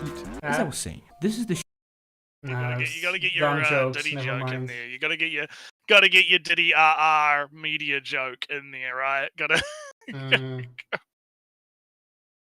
show that defined Isekai as an escapist fantasy. We travel to these whimsical places and feel the real depth of the world building, but all of this is only possible because of Rudius' constant running away from his past life or desperately clinging to this new one. He even miraculously succeeds at this game of cat and mouse for most of the show. He builds strong relationships and everything starts falling into place until one moment it doesn't. He thinks he is growing and adjusting to this world until he isn't. It's not just the traumas he's running away from, it's the misery DLC you get when you spawn as a human, so naturally it's a meaningless runaway. Rudius, of course, is oblivious to this. He runs away, indulges in hedonistic desires as much as he can, and feels happy, and then everything crashes again. He shows us that even if you become one of the top 10 strongest characters in the Omniverse, that alone will not fill any holes inside. He's meant to represent that real... It's annoying because, like, he's not actually making a point, and he's just repeating the same shit that he said about ReZero, about Rudy, right? In a sense, but also slightly changed the wording a little bit, but he's just saying the same thing. Also, but by giving this whole character development, la la la la, he already said this. Yeah. only come from within. Misery is just one of the things that are a part of being human, and you might be the most hedonistic and powerful being in the world, but it will always find a way to get to you. That's why confronting those experiences is so important for Rudius, and why it gets brought up again and again. Without working through them, putting in the real sweat and tears to change yourself, everything will stay exactly the same. Trying to become a better person is different from trying to gain muscles or learning something. It requires you to constantly fail, swallow it up, get tormented, and then see it through anyway. And that's something no amount of isekai bullshit will ever be able to give you. But the alternative is even worse, because when things eventually what is go this new south, chapter that you wrote afterwards? Yeah. A random pothole on the journey of life, you will find yourself falling into the same self-destructive cycles you thought you escaped, indulging in hedonism and fantasies. For it was never an escape, but escapism. Because escapism's bad, so smart words. You need to work 30-hour work weeks and eat rocks and chew grass. No escape for you. I know that's not exactly what he's saying. Like, that's an uncharitable. Like, but it's the same vibe. It really is the same vibe, right? As those, trad people we cover, right? That's like, oh no, you real men don't fucking escapism's bad. Yeah, was this like Nori or like Masked Mosquito? It was one of them. One of those guys. I can't remember. It was one of really those guys. Has like the same vibe of. Yeah, well, I mean, both political sides hate escapism because if you're escaping, then you're not active in whatever fucking dumb movement they want you to be. Like the rightoids want you to be the trad, vote for fucking dumb shit, and then the lefties want you to be trad. Well, not trad, but they want you to not escape because if you escape, then you can't revolt, right? Mm-hmm. If you're content, then you're not going to be a revolutionary, right? Because life's too good, basically. So, whatever. We're almost done. The appeal of the show is that we follow Rudius through each bump on his journey to become a better person. His growth is much slower than Subaru's, but he does grow in real ways. He does pull a DD every now and again and makes you want to pour bleach into your eye. He is aroused and wants to have sex. That's bad. I'm so tired of the Diddy shit. Okay, I'm gonna be real. I fucking hate the Diddy Actual shit. Child abuse is not just being horny. Well, okay, so did you hear about? I know it's a bit off topic, but it is related to the Diddy stuff. Did you see like the update on that? No, I just know it's big child abuse. He got acquitted on most of the charges. Yeah, but from what I understand, is like I think he's still gonna get done for like the domestic abuse stuff. And he is definitely a fucking asshole, right? Don't get me wrong. But the stuff where it was like, oh, he was transporting minors on like a plane or some shit, apparently that might not have been the case. I don't know. I haven't looked too deep into it, but like that's just what I've been hearing from the grapevine. There's a thing. It's an annoying thing, right? That most in these court cases against big, powerful people, when Elon Musk called this diver, he is a pedophile. Oh yeah, the pedo thing. Yeah, and then it was a lawsuit. Like he called me a pedophile. That's slander. And then the jury said no, that wasn't slander. Well, I mean, look, sometimes the cases don't go your way. Yeah, right? so when it might not necessarily have something to do with plea deals and buying outs and whatever. No, I don't know I don't know like the specifics of the Diddy case to be able to tell one way or the other. I just know that I saw a news story where it was like, oh, he was acquitted on like the most heinous shit. Yeah, but right? It doesn't make like the stuff that was like the stuff that was like actually super duper. Like he's still like, because I saw like there was like the footage of him like beating up his fucking girlfriend in like a hotel lobby or some shit, like just fucking assaulting her, and it's like, yeah, that's pretty fucked. No, so he's probably a bad guy, but like, holy shit. The thing I know, this is my big opinion from over here over to over there, is that juries kind of feel like, it feels like that they want just video proof of him, of the rich guy saying, "I, rich guy, did this on purpose and knowingly." no, it depends, right? Because again, I don't know I don't know what evidence was presented, right? Because I don't want to be a fucking guilty till proven innocent guy, right? Like, you do have to fucking prove guilt, right? And so, depending on if there is actual evidence that he was doing the fucked shit, then yeah, fucking lock his ass, right? If there is actual evidence of it, right? But what I'm trying to get at here with the problem I have with the Diddy memes is that, because like, there's no like actual recourse, right? Because let's hypothetically say, right, he is actually innocent, right? Mm-hmm. Like, he goes to court, he manages to actually prove, yeah, no, I didn't actually traffic anyone. There's no trafficking thing. That's just shit that's made up by the girlfriend because she wants to ruin me. Whatever, right? Let's go under the assumption that that's the case, right? Now all of a sudden you have all of these memes about, oh, did he this, did he that, did he this, did he that, did he this, that are completely fucking like inaccurate and wrong because he didn't actually do any of that shit, right?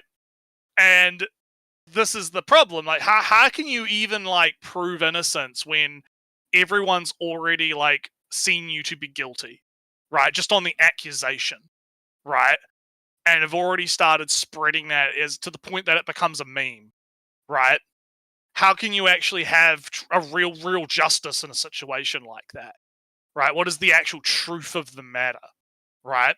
Now, of course, like I said, if there is actual evidence, because I didn't look into the case, I don't care enough to look into the case, right? I just saw a news headline on Twitter one time, right? I follow it. If there is actual evidence that is like legitimate, right? Then it's a different story, right? But I'm just saying, like, from my layman's perspective, I think it's kind of, this is why I don't like the Epstein jokes, right? That's why I don't like the Diddy jokes and the Epstein jokes, because I think it kind of just it makes it into kind of like a like if he was okay. There's like two perspectives on this. If he's innocent, it's fucked because now he has to deal with that reputation for probably the rest of his life, right? His whole entire reputation's been completely ruined by these memes, right? But if he did do it, now his crime has been turned into a joke, right? Like, it's just become a meme to call things Diddy, right? Yeah. Like, just like it was a meme to call things Epstein. And I don't like that. I think it devalues the serious nature of the crimes and the accusations, right? I think it makes it like, yeah, it rubs me the wrong way, right? It rubs me the wrong way, and I don't like it. I don't like how people just want to, make light of real life situations. It's different when it's something like, because I grew up in the time when we had like the pedo beer, right? Remember pedo beer, right? Yeah. The little beer from 4chan, right? I didn't mind that because that wasn't like based on like a real case. That was just like a funny, oh, look, this cartoon of a pedo beer, right?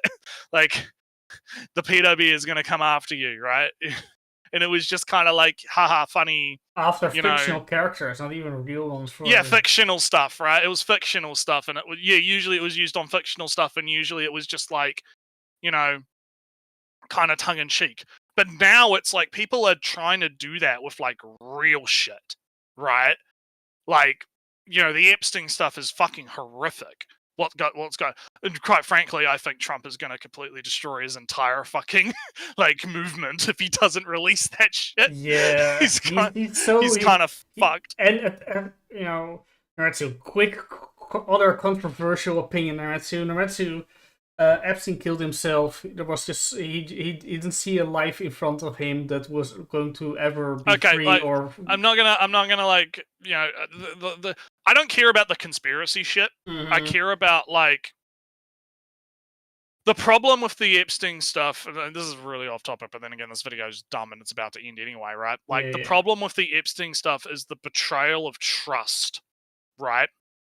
Because there is probably a lot of people implicated in the Epstein stuff, and that's why all of the documents haven't come out, probably, right? Because also because I don't Trump think is probably all over it. Well, I don't know about that. I think there's probably some minor we already know that there's been minor interaction between Trump and Epstein, right? But I don't like what I actually think is going on is it's not some like grand conspiracy. It's more if this gets out, it's probably going to cause a lot of destabilization, right? And that's not me saying that it should stay hidden. It's me saying like this is probably the logic behind why it's not coming out. Because I think that if there was implications with Trump, right? Mm-hmm. Yeah. Samu's got my opinion. Turns out rich people are corrupt and fucked. Yeah, exactly. That's my start. I was going to get to that, but that's my basic stance on it. But like, the issue is like,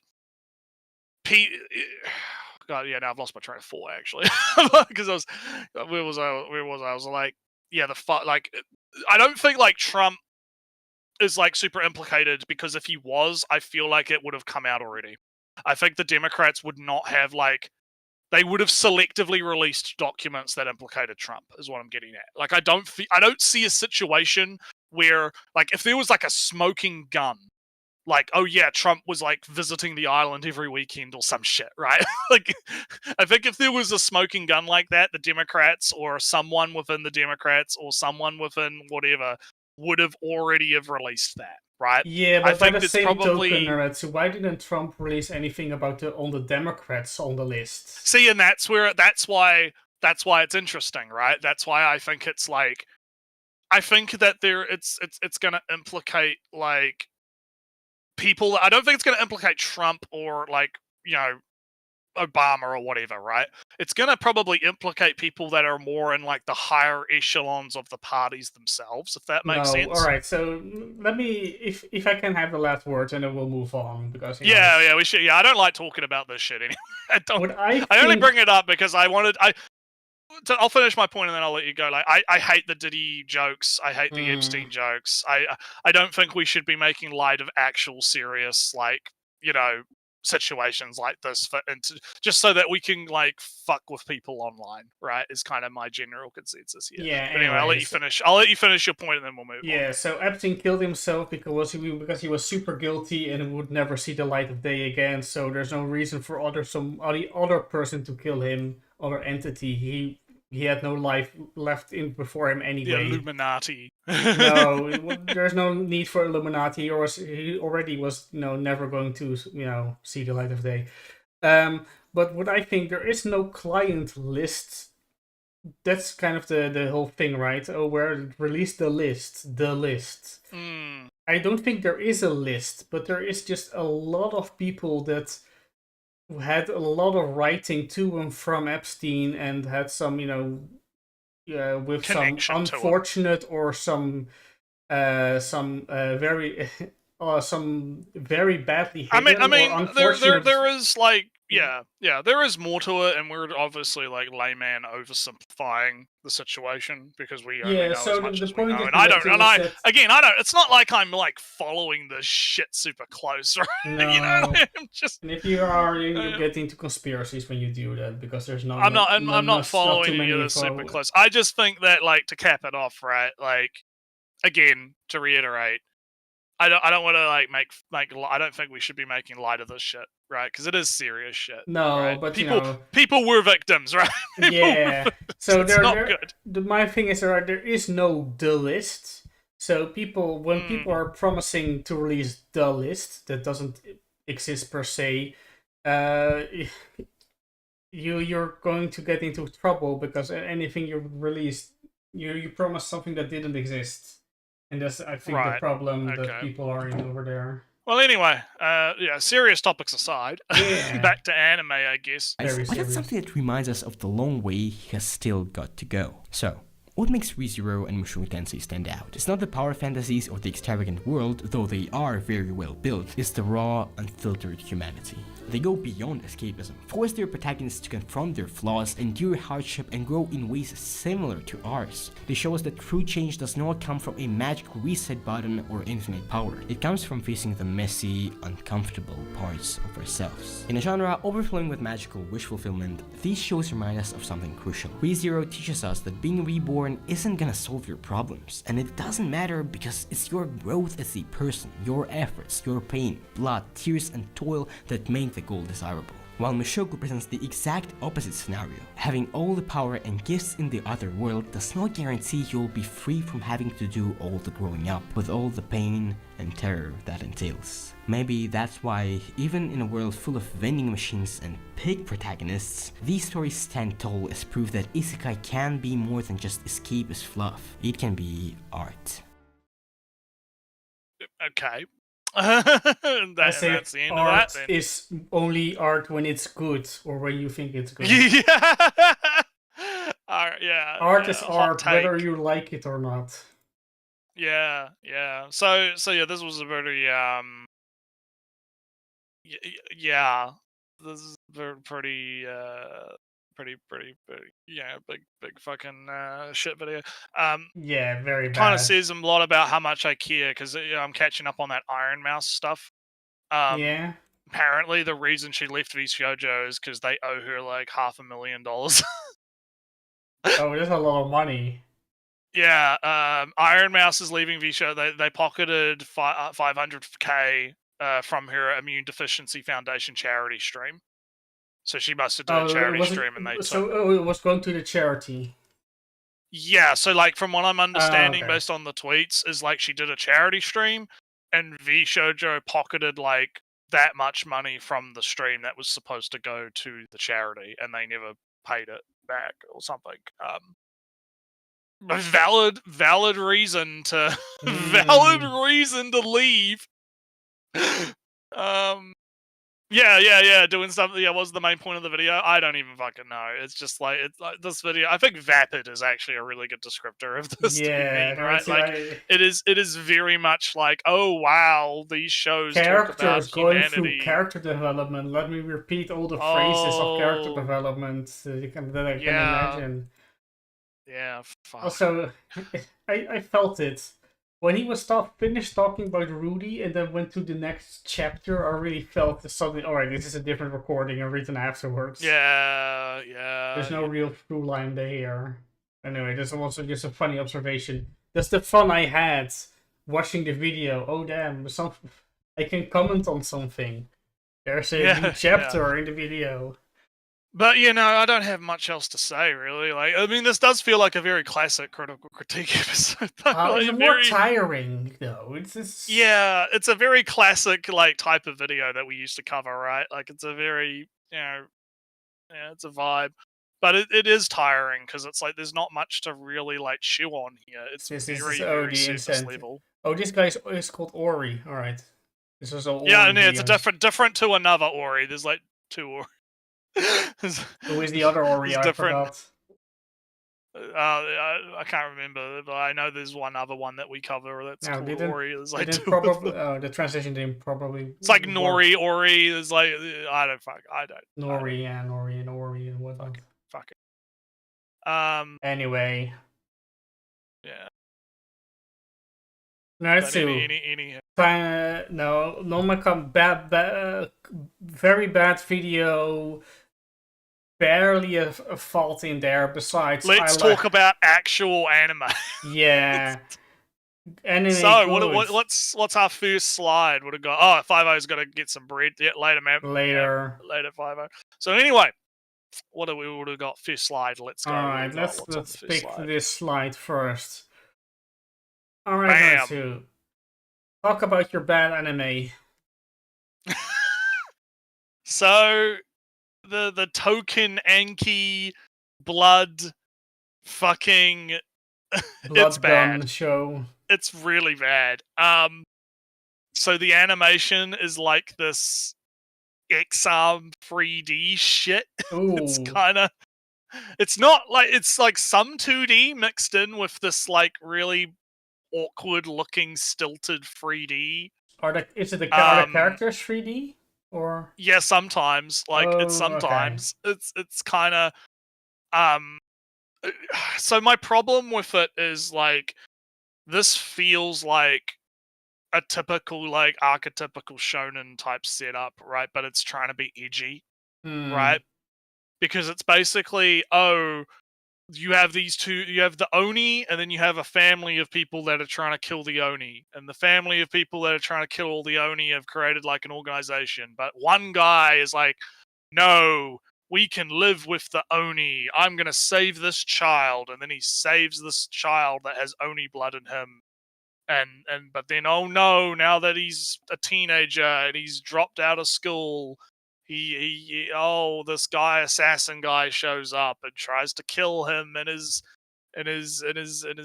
dad, and his dad dies, and he awakens his power, and he almost kills the assassin, but then oh no, right, I just don't care. Like, it didn't like do anything to make me care about the characters or what's going on. Like, the main guy is kind of just an asshole. He's just a bit of a dick. And then he's like, "Oh, my dad died, and I was a dick to him. Oh no, oh." And then, yeah, it was just really low quality, like, all around. It's an interesting case study of an anime that I watch, and I'm just like, yeah, this is shit. This is what actual shit anime looks like, guys. Right? Like, and it's kind of hard to explain unless you like see it in a sense, right? Because when you watch it, like, yeah, it's flashy and there's like 3D guns shooting. The guy shoots like a 3D cruise missile at like the guy, right? Like, he's creating weapons because he's like a gun otaku, right? So he's shooting weapons made out of blood at the fucking dude, right? But it all just looks kind of like cheap in a sense. Like, it doesn't look very visually appealing. So yeah, it's an instant drop. That one got killed immediately. Very rare for me to do that, but just did not give a shit. Yeah, So anyway, I had it on my list, but I never got around to it. So we can certainly... well, it was on Netflix, and like Dan to Dan's on Netflix too. I've been watching that for Netflix just because I can, right? And I figured, all right, I'll give it a go, and I gave it a go, and I was like, nope, not giving it another go. No, yeah, I got too many things to watch this season. I'm not fucking gonna keep up with that. But anyway, what's next on the horizon? Maybe you do one of your ones. Yeah, let's Nretsew, you haven't watched Call of the Night, right? I watched like half of the first season, but I didn't end up finishing it. Like, I've watched some of it. All right, so it's one of those ones that kind of fell through the cracks a little bit. So Nretsew, if you want to watch the opening is neat. It's another Crazy Nuts song. It apparently has Afro beats in it from a Japanese rapper. It's a novelty in and of itself. But besides the OP, the detective, you haven't got around to the detective, but she's actively stabbing vampires and doing assassination runs. Fun times, yeah, fun times. Also, and we know new discoveries about how vampires can be killed, and all right, now we have to come up with some countermeasures. So we need to investigate Nazuna's past, and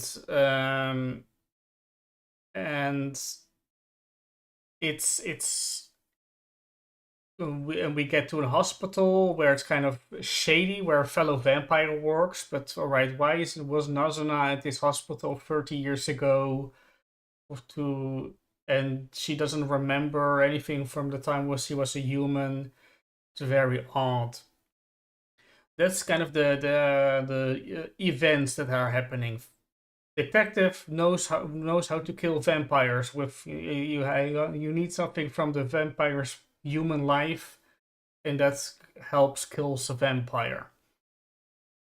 So there's this other question. There's this thing, Nretsew, where the image of a vampire in Nretsew is a rich guy in a castle sucking blood from the peasants, and there's an easy metaphor for bankers or for politicians or for any other vampires of society. High class, parasites. high class themselves, but parasites in base. And you can the capitalists and the bankers and the politicians and all those good people can be applied to be a vampire. But the vampires here in Nretsew are all night shift workers, doing a maid cafe, night shift nurse, not the anime, but working night shift as a nurse. Not? So they're not very bourgeois. And sucking from the population that way. They also don't make ghouls, slaves. It's you become a vampire when you fall in love, and with the effect of forgetting your human life as you spend more time as a vampire. The analogy is less rich guy in castle standing for capitalism. It's way more of a transformation, something like marriage, something more akin to becoming a different person when you fall in love. That's kind of an interesting other take to a vampire. That you leave your old life behind to live your life with this other person, a different life, a life removed from what you previously did. And you change slowly. The life you had before this love, you forget, and it's all about the new life and whatnot. Right. So that's kind of an interesting theme to it, and I'm interested how it continues.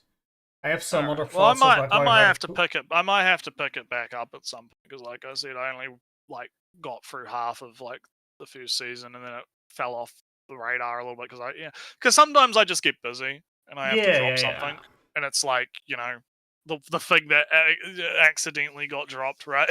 Like, I'll catch up on those episodes one day, 2 years later. Yeah. But all right. Well, I guess I'll what do I want to talk about? I guess I'll do Seventh Prince because that's kind of a quick one. I can probably bang that out. So Seventh Prince, Lloyd is back to his shit, Ellie. I said he was going to, oh hey, angels exist. Better get that divine magic. I gotta get that divine pussy magic. Bussy in this case. that divine bussy. Yeah, so it kind of picks off right where it left off last season. We have the poison girl working as a maid, right? Mm-hmm. And she's kind of like, she's adjusting to her new life, and it's all good. And Lloyd is like, man, let's go to the church. Let's have fun. Dude, and we need a new it turns out he was kicked out. He was kicked out of the church. Yeah, because he was broke too many things. But also we meet the sixth in line princess. Yeah, so we meet both the nun girl who's in the thumbnail that you've got, right? You have the blonde girl who's kind of like Lloyd's. She likes Lloyd because he's so cute cool, boy. Cute boy, right? And then you have the sister who is the blue-haired girl, and she is like music, big music, love music, Lloyd but music, right? Big do big music stuff, right? Doesn't even almost forgets Lloyd's name because music is all that matters. Need to do music, right? Oh yeah, the first episode was funny, Nretsew. Oh ha ha ha, girl! I will make you're a fine instrument. I'll make you scream real nice. Yeah. And she goes, "Oh damn, you're right. She does have a nice scream when you grab her breasts." yeah, because there was a group of thugs that were, being annoying, molesting pretty girls, molesting the nun girl, and they were harassing our music girl because she bumped into them. And then Lloyd teleports them somewhere. Who knows where? Teleports Doesn't him. matter. God knows where. Yeah. So this kind of like to kind of skip through some of these episodes, right? So we find out that kind of divine magic works on like a different kind of system to normal magic. Like there's a different mechanism to it, and it's more ritual based in a sense.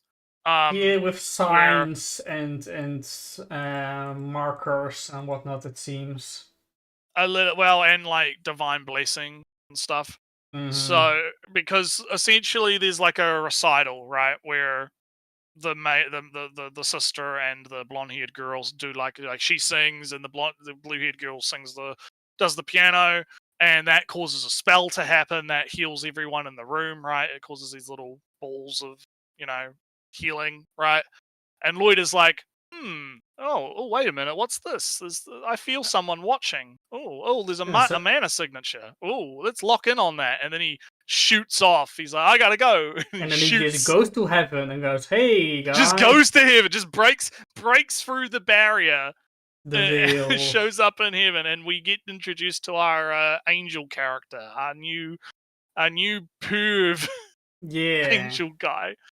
Because so the angel guy is watching the recital because he's like, oh wow, they're so cute. Oh, it's so cute. Oh yeah. Should I come down and make a big scene or be here? I'll come down. I'll make a big scene and they'll love me. And Lloyd is like, bitch, teach me divine, give me divine magic now. Do it. And then they get into a nice big, well animated fight, right? And Lloyd is like, oh wow, this is cool. Oh, this is like a physical object. It's not like a spell. Is it like a summon? Is it ooh. big thing? And the demon guy is like trying to tell the angel guy, bro, you need to like just stop it. I went through this. I've already gone through this. You need to just give him what he wants. Just give him what he wants. And eventually this leads to kind of like sort of the same deal with the demon guy, where now the angel is inside of Lloyd's hand, right? And I will give you the ability to do divine blessings, right? And so, but it's all a plan, because the angel guy wants to take a. Angel guy does the same thing. He's like, I'm gonna take over his body, and I'm gonna go and meet all the girls. It's gonna be great. Wait a minute, I'm trapped in his hand. Shit. God damn it. And then Lloyd, he gives him divine blessing. He's like, okay, so here's kind of how it works, right? You pull, it's based on the soul and all of this stuff. How about you try like summoning a sword, right? Like, simple, Yeah.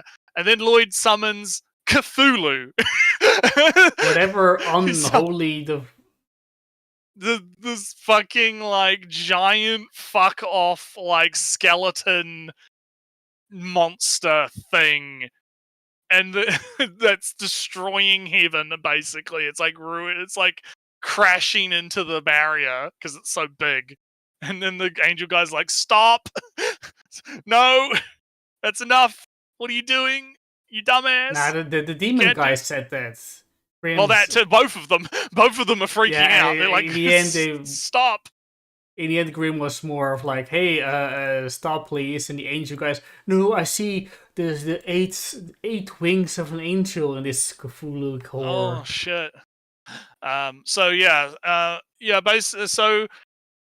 Lloyd comes back down to Earth, and we also get introduced to what I'm guessing is going to be our antagonist of the current arc, who is the guy that the angel... not priests guy. Some priest, not priest, maybe a priest, maybe not a priest. Does things with the undead, presumably. Yeah, demons in the garden. One of the assassin guys is like, this smells kind of rotten. Over what's going on here? There's something weird, and he bumps into this really sketchy man. Even the dog is like growling at him, right? Oh, something sketch going on with this man, right? But other than that, yeah, Lloyd is... the vibe of the show is the same, right? It's still pretty funny, right? The humor's really good. If you liked the first season, you're going to like the second season, right? Is kind of the TLDR on this, right? It's very much like, there's not too much to say outside. It seems to be more of the same. And because I liked the first season, I'm gonna be having fun with this season. So it's very good. Yeah. So anyway, shall we do? Because are you watching Panty and Stocking? I've watched Panty and Stocking. Because we'll do one that we've both done, and then you can do one that you haven't done. Yeah. Because I only have one other one that I haven't done on this list. So Mm. Panty and Stocking's pretty good. Yeah. It's pretty good. Continuous. It feels like it's been 15 years, but actually it's 5 minutes. Like it's only been fucking 5 minutes. Oh, I love it. It's great. I love the humor of Panty and Stocking. It's great. Panty and Stocking, though, I mean, it is one of those shows where it's like the humor is either going to jive with you or it's not. Right? And you know, like, when it doesn't jive one episode, there's another half of the episode, which is the other maybe. episode. Maybe. It depends. Right? Because, yeah, it kind of depends. Because I feel like, because humor is a very subjective thing. Right? Panty and Stocking. Yeah, it's been fun. Yeah, I agree, Romero. It's been fun. But it is one of those things where it is like you're either gonna like it or you're gonna hate it, right? In general, I feel. But I watched the original way back when I was younger. I actually rented it from like the library. Rented that from the library, and I even took it to school. It was great. We watched it. Watching Panty and Stocking at school on a fucking laptop. Fucking great. Good memories, right? So I'm glad that it's back, and yeah, the humor is definitely spot on what I was expecting. I like the something that people are going to probably crucify me for is I'm actually watching it dubbed. Yeah, I know. I when you said when you recited the line, it's there's a dub line. Now, I know, sacrilege, right? What is this? Nretsew. You hate dubs. Why are you watching dubs? Well, it's very simple. First off, they recast the whole dub, right? So it's new people. So none of this fucking Texas Funimation click shit going on, right? It's all new people. And secondly, I watched it dubbed when I was a kid. Right? Well, no one was a kid. I was a teenager, right? Age appropriate, right? Renting it from the library. And so it's one of those situations where it's like I did try to watch it subbed. It just didn't feel right. It just didn't feel. It just didn't feel right. Like I mean, I could have kept watching it. So especially since like, I think a lot of the humor, right, kind of when you're watching it sub, right, you're reading it, right. I don't know. I think it hits better when it's dubbed. I guess when you have like the garter belt saying like motherfucker every 2 seconds, right? Like you motherfucking angels, fucking goddamn it, you fucking. I think it hits different, right? Rather than him saying whatever the Japanese equivalent is, right? And so I think that like when it comes to dubs, right, you do have to kind of like, for 99% of the time, I would say watch something subbed. However, I think there are the rare occasions where a dub is perfectly fine, right? And this is one of those rare occasions. So I have been watching it dubbed, but I've been enjoying it. It's been good. I think the humor is on point. What can we say about humor? Yeah, that's the problem with it, right? Is like, what's there to say about it? I don't want to like go through and recite all the jokes, right? Or like talk about like all of that stuff. So I mean, we might not even like. I mean, obviously, we're going to be like not coming back to it for like a month, right? So it might not even matter. But like, it's not like we can do like an episode by episode recap because, like, it would just be us reciting the whole like all the jokes and the plot, right? And that's boring as shit. So, I guess the only thing to really say about it is, if you liked the humor of the original, you're gonna like this. If you like vulgar South Park style humor. Yeah, what I kind of liked about, in general, right? There's just the jokes were topical of the time. Trading cards that are way expensive, but random card game card is super expensive, and so there's this like meme trading card. I don't know if you've ever heard about it. It's like the divorced dads. No. You can look it up on YouTube. It's this guy's comedian created a trading card where it's like divorced dads. That's what that episode reminded me of, because it was like Uncle or whatever. It was like Uncle something, the trading card game. Like if you go on YouTube and you type in divorced dads TCG or whatever, like you'll find this guy and he does like he's made this like really dumb card game about like it's like alimony payment trap card or some shit, right? Like hemorrhoid or something, right? Like the different cards are all like really funny shit. That episode reminded me of, right? It reminded me of the fucking Divorced Dads TCG videos that I've seen. So yeah, Penny and Stocking, it's good. Watch it, give it a go. Funny. The plots will happen in 10 episodes when oh no, we have 2 episodes, we need to have an ending. Yeah. So anyway, what do you, City or Witch Watch? What do you got?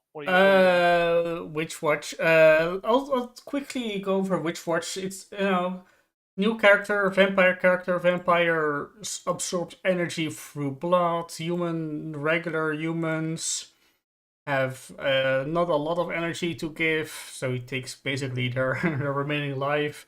But our Oni character, our main character, big life energy, so he can just basically drain him endlessly without problem. So after a small fight, etc., he joins the team. His personality is hey, I'm immortal. Oh, look, my guts are spilling out. Wait a second, don't heal me yet. Let me see how they look.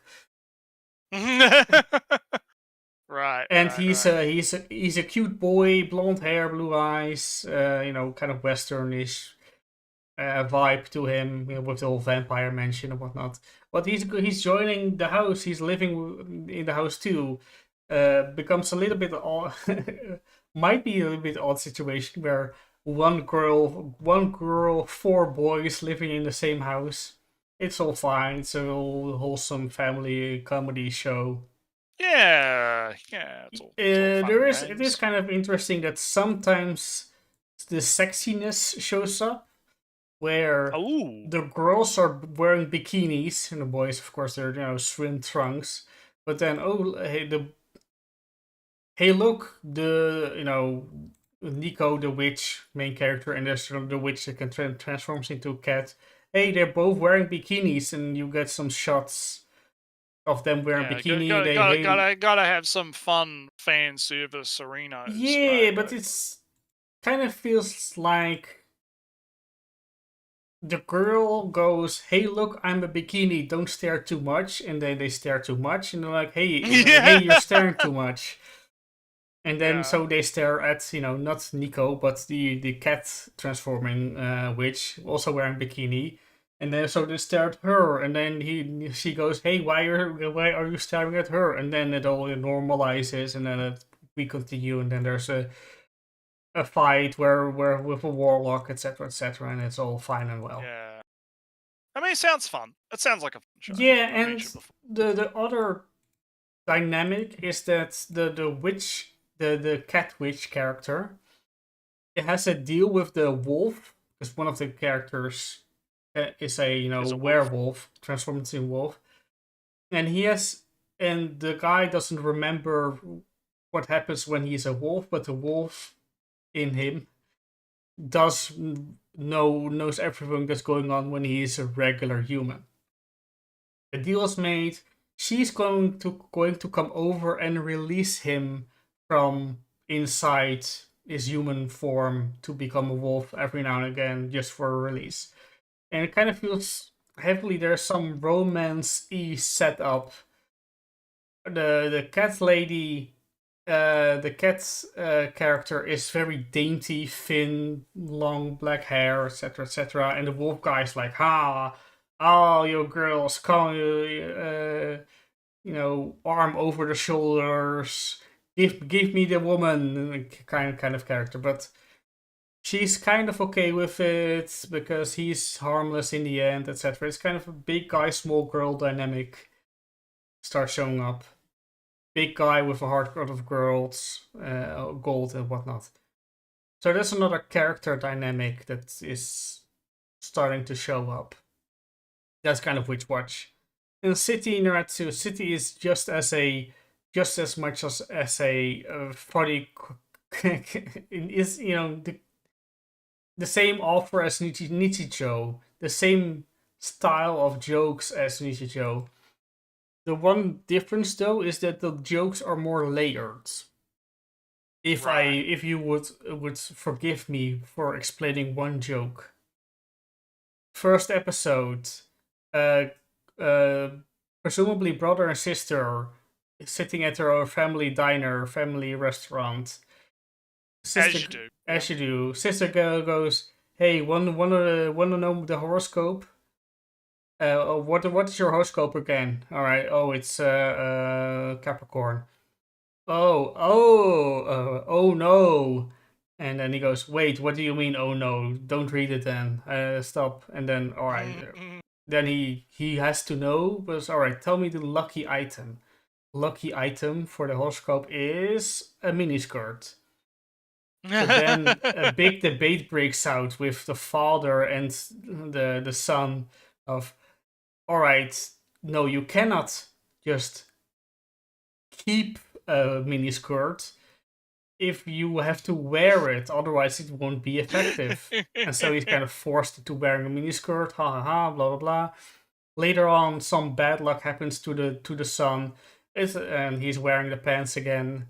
Oh, this is because you were wearing your pants. Oh no, he pulls the pants off and no, I'm wearing the miniskirt, so it's all useless anyway.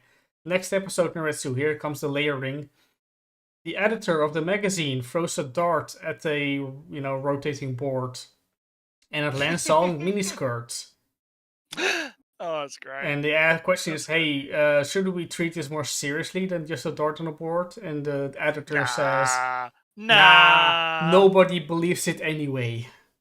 No one cares anyway. Yeah. When you had a full half of episode, not really, but a whole chapter about people caring very much.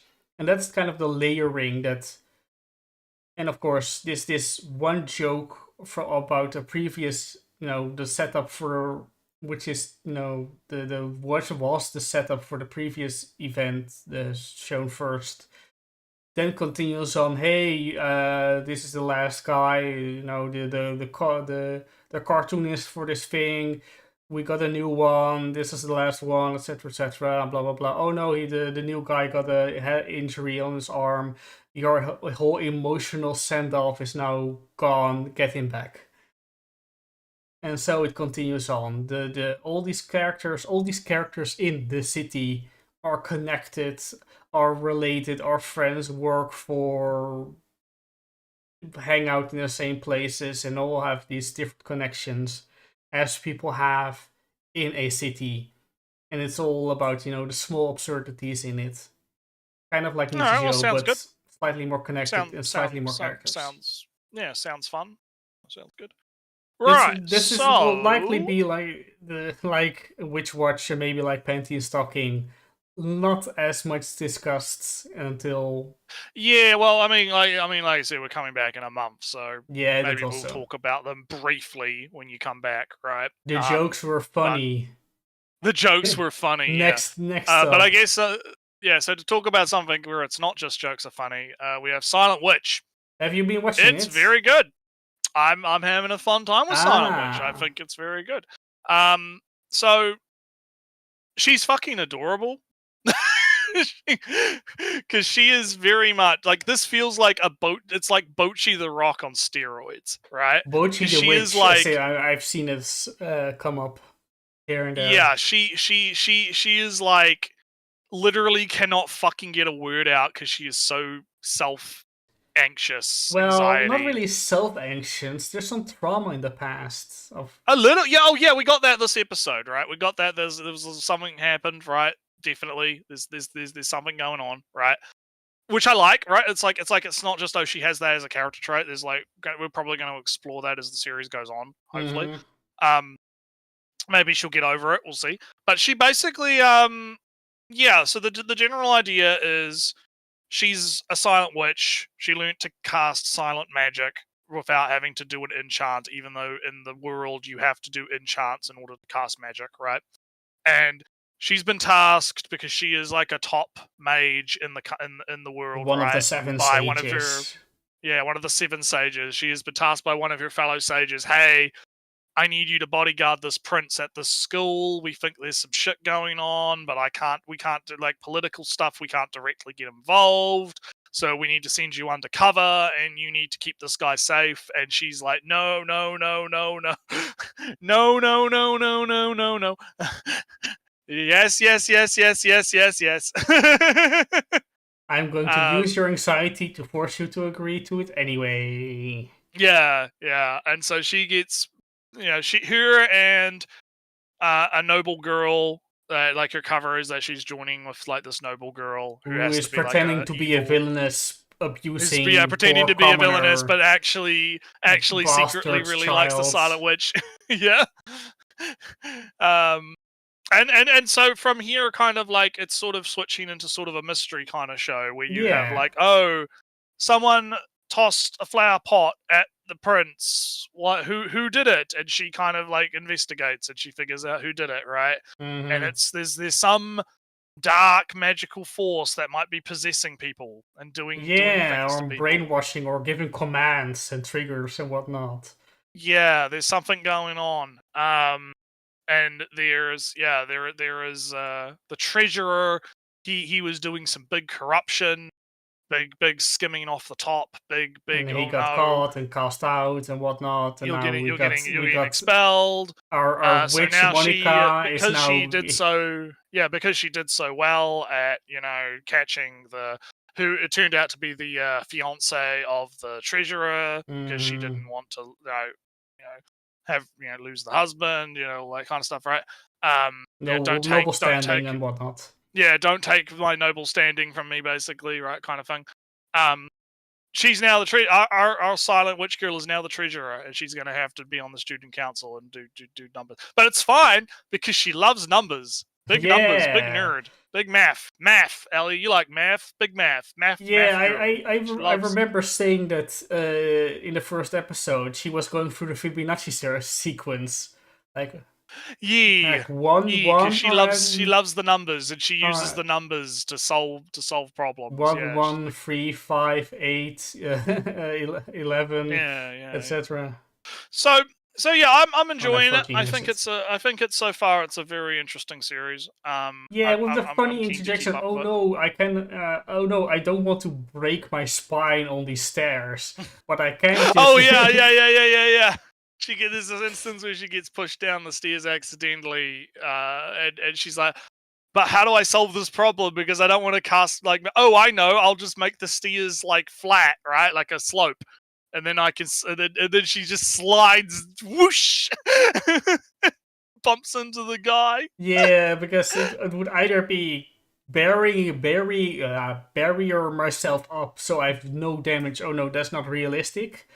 Or should I just, not fall or glide over? Oh no, that's not realistic either. All right, let me calculate the exact angles of the slope and generate a barrier on the stairs so that it's just a slide. Yeah. So yeah, she's great. I like her as a character. She's funny. She's entertaining. I'm definitely keen to keep up with her. This seems like it's going to be a fun one this season. So yeah. Yeah, with some fun mysteries with the ice guy, the ice guy with a person somehow suspecting that Monica is the sage, but as soon as he finds out some trigger or time set spell triggers and he's back, he's into mind control mode or whatnot. Anyway, mysteries abound in the Silent Witch. In the Silent Witch, yeah. Let me just pull out these two for you, Nretsew. Oh yeah, lovely. I'll wait for the string. Ooh. Catch up. All right, so Dr. Stone. We're going to South America. We're gonna go to this epicenter of the big time explosion, and as they're going, they pick up a new teammate has been acquired. We have a geologist shown up. The whole backstory is she she was with the Xenos' group, because she was invited to that big party, right? But when she got woken up out of the stone, she went the wrong way. Oh. She went the wrong direction and never met up with Zeno. She went the other direction, and then because she has no glasses and she can't see, she dressed herself in a pumpkin, and so now she's a pumpkin girl. But she's big. I can find us a route to get there, and we can dodge the gun guy that's chasing after us, and then because we kidnapped Zeno, right? Whatnot. So pretty much it's just we're in a race, because if the gun guy catches up, then Zeno is gonna take command of everything. Oh no, the adults are gonna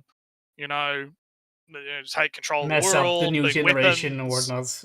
Yeah. Oh, so we need to mask. We need to make our boat faster. We'll use sails. We'll do sailing, big sails, big boat, go fast. Get to South America before we get caught, basically, is what's going on, right? And I mean, it's fine. It's just not too much to kind of say other than it's more Dr. Stone, right? Can't really complain. Gachi Natago, or how the fuck you say that? I don't fucking know. The show is alright. It's basically like this is very shonen coded. This is very shonen. I saw some snippets, even some screenshots. Oh, these people have powers from mundane objects. That sounds shonen. Yeah, so the way it works is like you have these they call them the spheres, right? So you have like the high class society that's just throwing things away without like a bother. They don't care, just endless trash, right? Mm-hmm. Then you have like the middle class where this guy is from, that were like criminals, and so they were exiled from the fucking like high society. You might like this because big society, right? Middle. Oh, they're living in the slums. It's not as posh as the higher class. But then if you make it, if you do big crime, you get tossed off the cliff, right, and into the trash heap, right, the big trash heap. But it turns out the big trash heap is like fucking like the actual planet, and the spheres are like above the planet in the sky, right? And they're just dumping all of their trash onto the planet, and that's causing the planet to go to shit, and everyone that's on the planet is getting fucked up.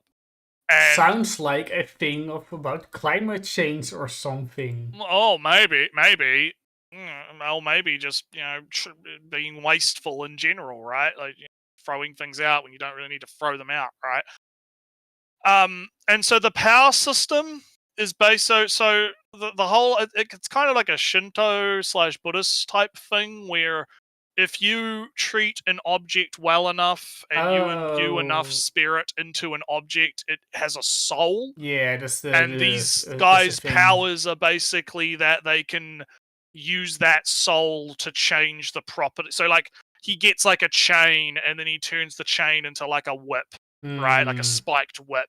And then he grabs a wheel, and because he grabs the wheel, he turns the wheel into like a bludgeoning tool type thing. Or a shield, can, like, change I guess, or something. You can change the properties of objects, and this guy's whole thing that makes him super special is he can change more than one object at a time, right?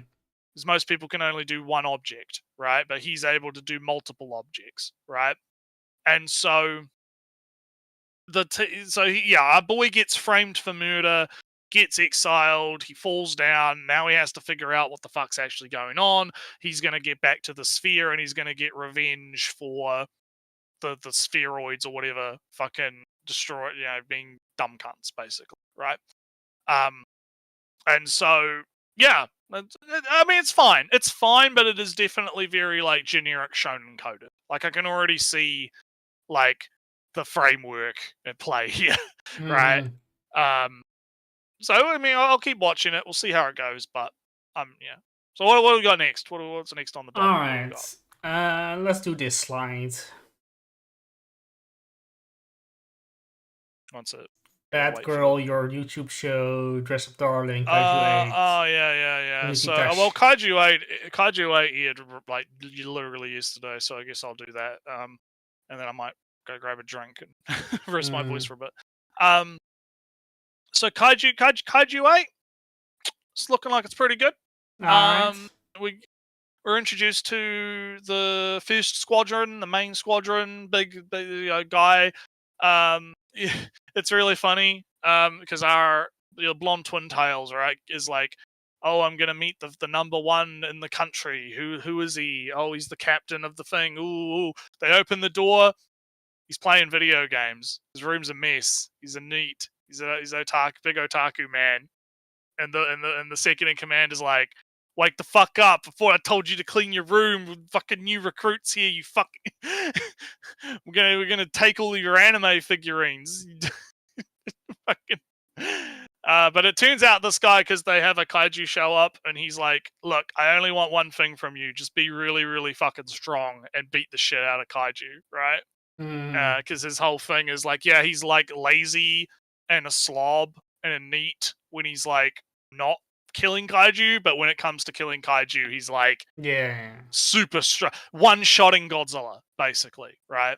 Not Godzilla, but not Godzilla because of copyright. Oh, yeah. So, because that literally the monster that shows up in this episode is literally Godzilla. It is literally Godzilla. Meanwhile, our main guy, it's basically established. Yeah, he's transferring to the head, like the same team, right? He's going to be used as a fighting weapon, right? He's going to do big kaiju fights, big kill the kaiju, right? The neat guy doesn't trust him. The neat guy is like, you know how it would be better if you were just turned into a weapon for me to use, right? That would be more of a use for you, right? So he's going to have to get over the whole, like, people don't view him as human anymore, right? Kind of thing. But yeah, so far, it's more Kaiju 8. It's fine. It's okay. Right. I'm going to quickly, you start talking about what you got, 'cause I need to get so let me start talking about Bad Girl. And what I'm going to say about Bad Girl is that I haven't watched it and I'm not going to watch it. So that's the end of Bad Girl. Let me just kill it officially there. So, and I'll arrange this a little bit for Nretsew also. Okay, a poster, here. Do it a bit like this. We rearranging all the shows. Yeah, well, I gave my summary of what I watched of Bad Girl. Oh yeah. Yeah. I didn't. Okay. I didn't, and that's the summary of Bad Girl. Okay. Dress Up Darling. Yeah, you do dress up. Well, then actually, I'll just do the YouTube short thing because that's super easy. I can do that without having to worry about my voice. So that it's basically it picks up where like the first YouTube short went off, where they were like running from the police and then they get caught, and now it's basically just, oh yeah, you have to do community service and clean up the train. Oh no, we accidentally activated the train and now it's leaving the station. We got to shut the train off. Oh no, right? And that's basically where we're at. And I mean, it's fun. It's a fun little short YouTube series, right? You can easily watch it. You know, there's nothing too complicated about it. But anyway, I'll let you dress up, darling. Just want to get it out of the way. Yeah, Dress Up Darling.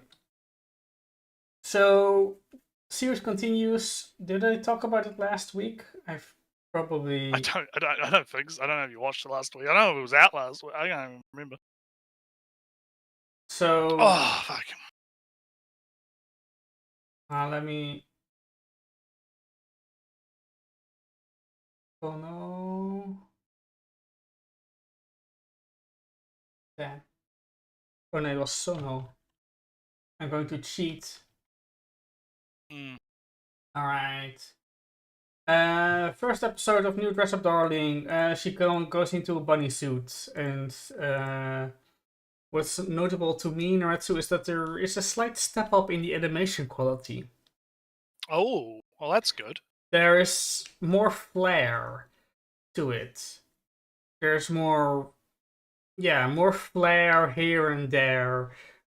fabric motions or gesturing motions, or all happening more dynamic, more movement, even funny movements, more of it. Characters kind of popping out of the frame at times, or diving into weird frames. Things are happening, and kind of the confrontation right away in Nretsew is, hey, what's the relationship between these two characters in Nretsew? Are they dating or not? So at the end of like the first episode, there's this question. Trauma is brought up again, where Nretsew, if you remember, Gojo's problem, his trauma was that at one time Gojo as a young child was like, Hinagul dolls, they're so cool, man. They're so pretty, so cool. And this girlfriend, I'm not sure, family member, don't know, said, no, you're a boy. Boys don't play with dolls. You're creepy and gross. And then Gojo got into, big trauma, basically. Had no friends until that point, until the show starts and he meets Buddy. But it's been a hang up of him still, right? I can do makeup, I play dolls, I do, women All this dresses. stuff, yeah. That's weird.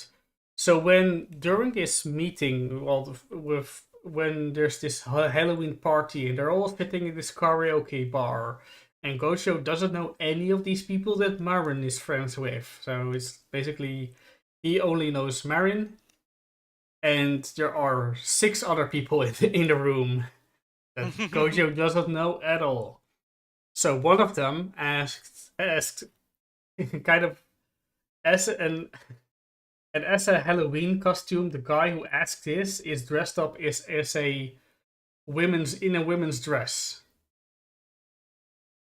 But what he asked his Nretsew of Gojo is, hey, why do you know how to use makeup? Aren't you a guy? And Nretsew, this sends Gojo into trauma mode, kind of. Yeah, trauma response. Yeah, I think I've seen the clip of this on the Twitters. Ah, okay. People talking about it, but I'll let you keep talking. Yeah, and so, but then there are two people going from, hey, nah, man, my brother is a beautician and whatnot, and so on and so on, and like, not a big deal and whatnot. And then the guy in a women's dress who asked the question, he goes, oh, all right. And then it reveals that Gojo is from this one place that this guy in a dress has visited with the Hina dolls. Oh, you're that Gojo from that place? Those dolls were so cool. So Gojo is then kind of internalizing these new facts. The truth that wait a minute. Maybe I'm not big. Oh, maybe it's not weird. Maybe it's not a trauma-worthy experience. Maybe she was the all weird one.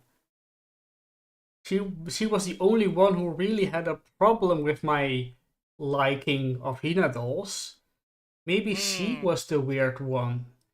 And then as he's internalizing this message, he asked the question, hey, are you dating Marin? And then, all right. Yeah. New trauma sets in. All right. The sequence of events or the things that happen are important because the next episode, we kind of continue on with the whole, hey, are you dating or are you not? And it's kind of left unresolved in the end, but people are just like, hey, you should date. If you're not, you should. And we move on with the whole thing. So next up, we go to a cosplay event. Or so like the sick scene, you know, sickness, she gets sick and he takes care of her, blah, blah, blah, blah. Touching scene doesn't matter that much. But they go to a cosplay event and they meet up with a fellow cosplayer that Marin likes because it's a character she likes. Who do you... big surprise, she likes another character. But Nretsew, this pretty girl character is a guy cosplaying as a girl character. Ta-da! And then alright, cool. But Gocho is more wondering about, oh, how does the cosplay work then? Why do you carry glue? Oh, to sticky the to glue the hair to my face, so the hair doesn't move. That's why I use glue, and all that whatnot. But the last episode, they go to a cosplay shop. And this is where I kind of feel that the author wasn't a cosplayer when they started the show. But then they became one? No, then they became more knowledgeable. Because this whole concept of shop that sell pre-made costumes and makeup and things and this and that. Because Gocho and Marin have been going to regular stores and buying, you know, a whole cloth piece and then cutting making the whole outfit from scratch and the wigs from scratch when you can buy a wig for the character. Marin didn't know this, Gocho didn't know it. And maybe the author didn't know this. You could just go on AliExpress and order a wig. Kind of. It kind of feels like that author discovered this and now, oh no, I need to include it. But that's kind of feel like what the author did. But funny thing about what happens in this store is that Gocho asks a question to this cosplayer in drag. It says, "Hey, you're dressed up as a girl," and suddenly this character goes, "Yes."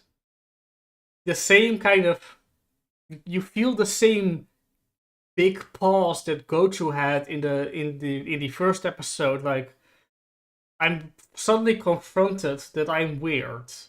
People, hey, you know, why do you know how to do makeup? You're a guy. Like, big pause. Oh no, the social dynamics of this conversation has shifted into me being an outsider. What do I do? Panic mode. Social human exclusion panic. And you can see the same thing happening in this episode. Gojo super innocently asking the kind of the same traumatic inducing question that he got asked, not really realizing it. And of course, Gojo pivots into wanting to know something specific about the cosplay and whatnot. And then they do a cosplay out thing, and we got revealed that the guy cosplaying as a girl likes it. It gave him more confidence, etc., etc. Girlfriend came over, saw that he had a bunch of women clothing. She freaked out. Hey, do you have another girl? No, those are mine. Yeah. Oh, that's weird. Tossed them out, and he went, "No, I'm breaking up." Oof. Oof for her. Big oof. And that's kind of the whole. There's a big theming of acceptance popping up of Gocho knowing how to do makeup in his Hina dolls, cosplayers, gaining strength of not conforming to a strict male identity, because this character is shorter, is thinner, has a lighter voice, and all that good stuff. So he found strength in breaking through this, the gender dichotomy, the barriers, and like, oh, I don't have to conform to the masculine ideal. I can be myself, and he's all the more prettier and better off for it. And that's kind of awesome. all the important bits about the Dress Up Darling. Neat. Yeah. Awesome. All right. Well, I think we've got a couple things left. Nukitashi A is little bit. on this list. Yeah, we could do that if you want. If you want to do that one, that sounds like a plan. A lot of shows still. We'll see how many yeah, we are got left a lot. after the break. Yeah. So yeah. Sorry, I'm just sorting out fun work stuff. So I'm doing some texting. So what's our next slide? What do we got? Oh no, Nukitashi. We haven't covered it on this slide. Oh, on this slide. Oh shit. I'm sorry. All right, I'll put my phone down for a second. We'll talk about this. So this is a fun show. It's super absurdist. Island where basically free use sex whenever is the law.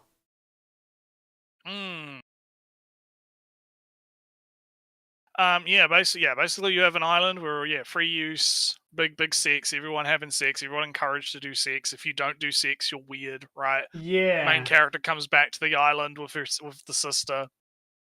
And I will say though, there is one weird thing about this show. I don't know if you picked up on it, but I picked up on it. So I downloaded an uncensored version, right? Or I have access to the uncensored version. Where are all the nipples? I think it's still a TV show. Well, I think it's weird because, like, yeah, like you have like an entire classroom of people literally having sex on screen, and there's not a nipple to be seen. Right? It's kind of weird. It feels weird. Like, I don't know what's going on with that. Maybe it's gonna be like a wait for the Blu-rays type situation. I don't know. I have heard that apparently the Japanese have been cracking, like there's been like some changes and restrictions on what can be on the television, but and maybe nipples. That's not TV broadcast regulation though. Well, I don't know. I'm just saying this is what I've heard, right? Like, this is weird. It just feels weird. It was just like a weird thing I noticed while watching the episode, right? Like, you'll have like the literal like sex guillotine where they're like, oh, you two don't want to have free sex, you just want to have sex with, your love or whatever. Right, we're gonna lower you slowly onto the dick of someone else. Right? We'll lower your we're gonna lower you on, right, and you will have free sex and you will like it, right? I just found it very weird that you have that kind of content and yet you can't show nipples, right? Like, you're not gonna, and not even like, oh, the nipples are censored, right? Like, they're not censored in like, oh, you have light rays or clouds or whatever. No, like, just straight up, not everyone's just clothed. I can think of a reason now, Nretsew. The amount of work to censor each and every single nipple for the broadcast. That's probably it, if that is the case. I don't know. I think it's a lot less work to have them just, barely covered by shirts or bras or whatever than to draw them and then have every single one of them covered by whatever weird angled race you have. I don't know, but I guess outside of that, the humor's pretty funny. It is a pretty funny show. I think it's quite interesting. I know it's based off of VN that is apparently quite old and quite popular, and people quite like it. Yeah, I'm gonna keep up with it, and we'll see what happens. Maybe the nipples will be freed. Maybe we'll free the nipples in later episodes. We'll see what happens. It's gonna be fun to see how it goes. But outside of that, I don't really have much else to say about it, unless you've got. I just wanted to mention that it's a super absurdist show, and it kind of the erotic factor of it kind of suffers for it. When you have just sex all of the time, all over the place, kind of loses off its eroticism a bit. Also, it's I find plenty of the names pretty funny. Mura is, Mura is being aroused, and then you got Hanamura, so you could flower. There's some interesting wordplay going on, and you can even tell like in the subs, right? Like they're censoring certain words in the Japanese to do fun stuff. Do you want to have like Would you want to have super sex with me? I have a big clit. Women with big clits have the best super slut sex. Want to have super slut sex with me? And it's just funny, and all just some of the names. Onabuta Ikuko, like climaxing slut pig, or is basically her name. Right. Or whatever other weird and obscure names the author has thought of for all these characters. And there's this little story where, I don't know, it doesn't really feel like that the sexton itself is the huge problem, but it's kind of the forcing of everybody. Yeah, there's kind of like, so there's like this sort of love versus lust thing going, right? Like, it's not necessarily like, oh, lewd things are bad, sex bad, kink bad, right? Our main like, protagonist's hobby is making Ona holes. Yeah, it's not a puritanical thing. It's an interest. People have been making like comparisons to Shimonetta, right? The two extremes, right? Like, on the one hand, you have Shimonetta, which is the extreme of puritanism, right? Like, forcing what happens? chastity on people. Yeah, what happens when you force puritanism on people? This is kind of like, okay, what happens when you force ludity on people, right? It's not like there are people out there that they want to have their pure love, right? They don't want to have sex with people unless like, they don't view sex as like just a pleasure thing, right? It's a there's other stuff going on, right? It's an intimacy, right? And so those people are getting their kind of like feelings trampled on and hurt by, like, it's what you saw in the first episode with the sex guillotine, right? Like these two are like, no, I only want to have sex with my thing, and whatever. And they're kind of like, don't want to have sex. They apparently have. No, they don't want to have sex. They just want to have sex with the one that they love, right? And to everyone else that's been conditioned in this island, right? They're like, oh, that's so weird. What was one of the lines? It's like, there's like 2.5 million dicks in this world. Why would you want one? Or something like that. Was something one of the NPC characters said. That might be a valid argument, actually. Why would you only want one when you could have 2.4 million or whatever, right? So again, it's like, I think that there is an interesting commentary here. I'm keen to see. It's too early, right? Like, I want to see where it goes with it, because if it does start going down in a puritanical messaging route, then I'm going to be a bit disappointed. But if it keeps with like this idea of like, okay, it's fine to do sexy stuff. Sexy stuff is good, but forcing it on people is bad, right? Like, that's the problem, right? Don't force your sexy stuff on people. Right. One of the characters, just another small theme of the show, or just a character that embodies a theme. That's the character with blonde hair, push-up bra, open cleavage, and a mini skirt that stops before the curve of her ass, is a version that is just assumed to be a slut. I'm like, because she looks like that. Yeah. Oh, the perception of perception doesn't equal the reality of things, and all that stuff. And of course, the episode ends with the birth of the resistance. Yeah, they're gonna do a resistance. They're gonna fight to change the law, right? Change it, get rid of the lewd law. So anywho. I guess we'll move to next slide then. Yeah. Finish up. I don't know how many we've got. One more slide. One more slide. Okay. All right. I'm gonna. Let me start, because I have. So Nretsew, I might just, because I gotta actually do confirm a thing for work that I might as well just call up for. So I'll be back in a quick sec. So you talk about something you're watching. Yeah. So I'll be back in a quick sec. All right. Yeah. So Construct Change with the Center Game Center Girl was the first episode was kind of cute, but I didn't really vibe with the setup, the dynamic they built up in the first episode. So after the first episode, I haven't watched it. Ruri Rocks, the show with the big woman. I watched the first episode. I watched the second episode, but it didn't really appeal to me that much beyond that. So I haven't watched it any further than that. Ashta, Food Court de Matashta. I see some funny clips and funny stuff from it. But I haven't watched it. Maybe I will, maybe not, going to Japan and all that stuff. Also, quick, Magician Z. Maybe, but it's that Gojo and Marin wouldn't know about the cosplay shop.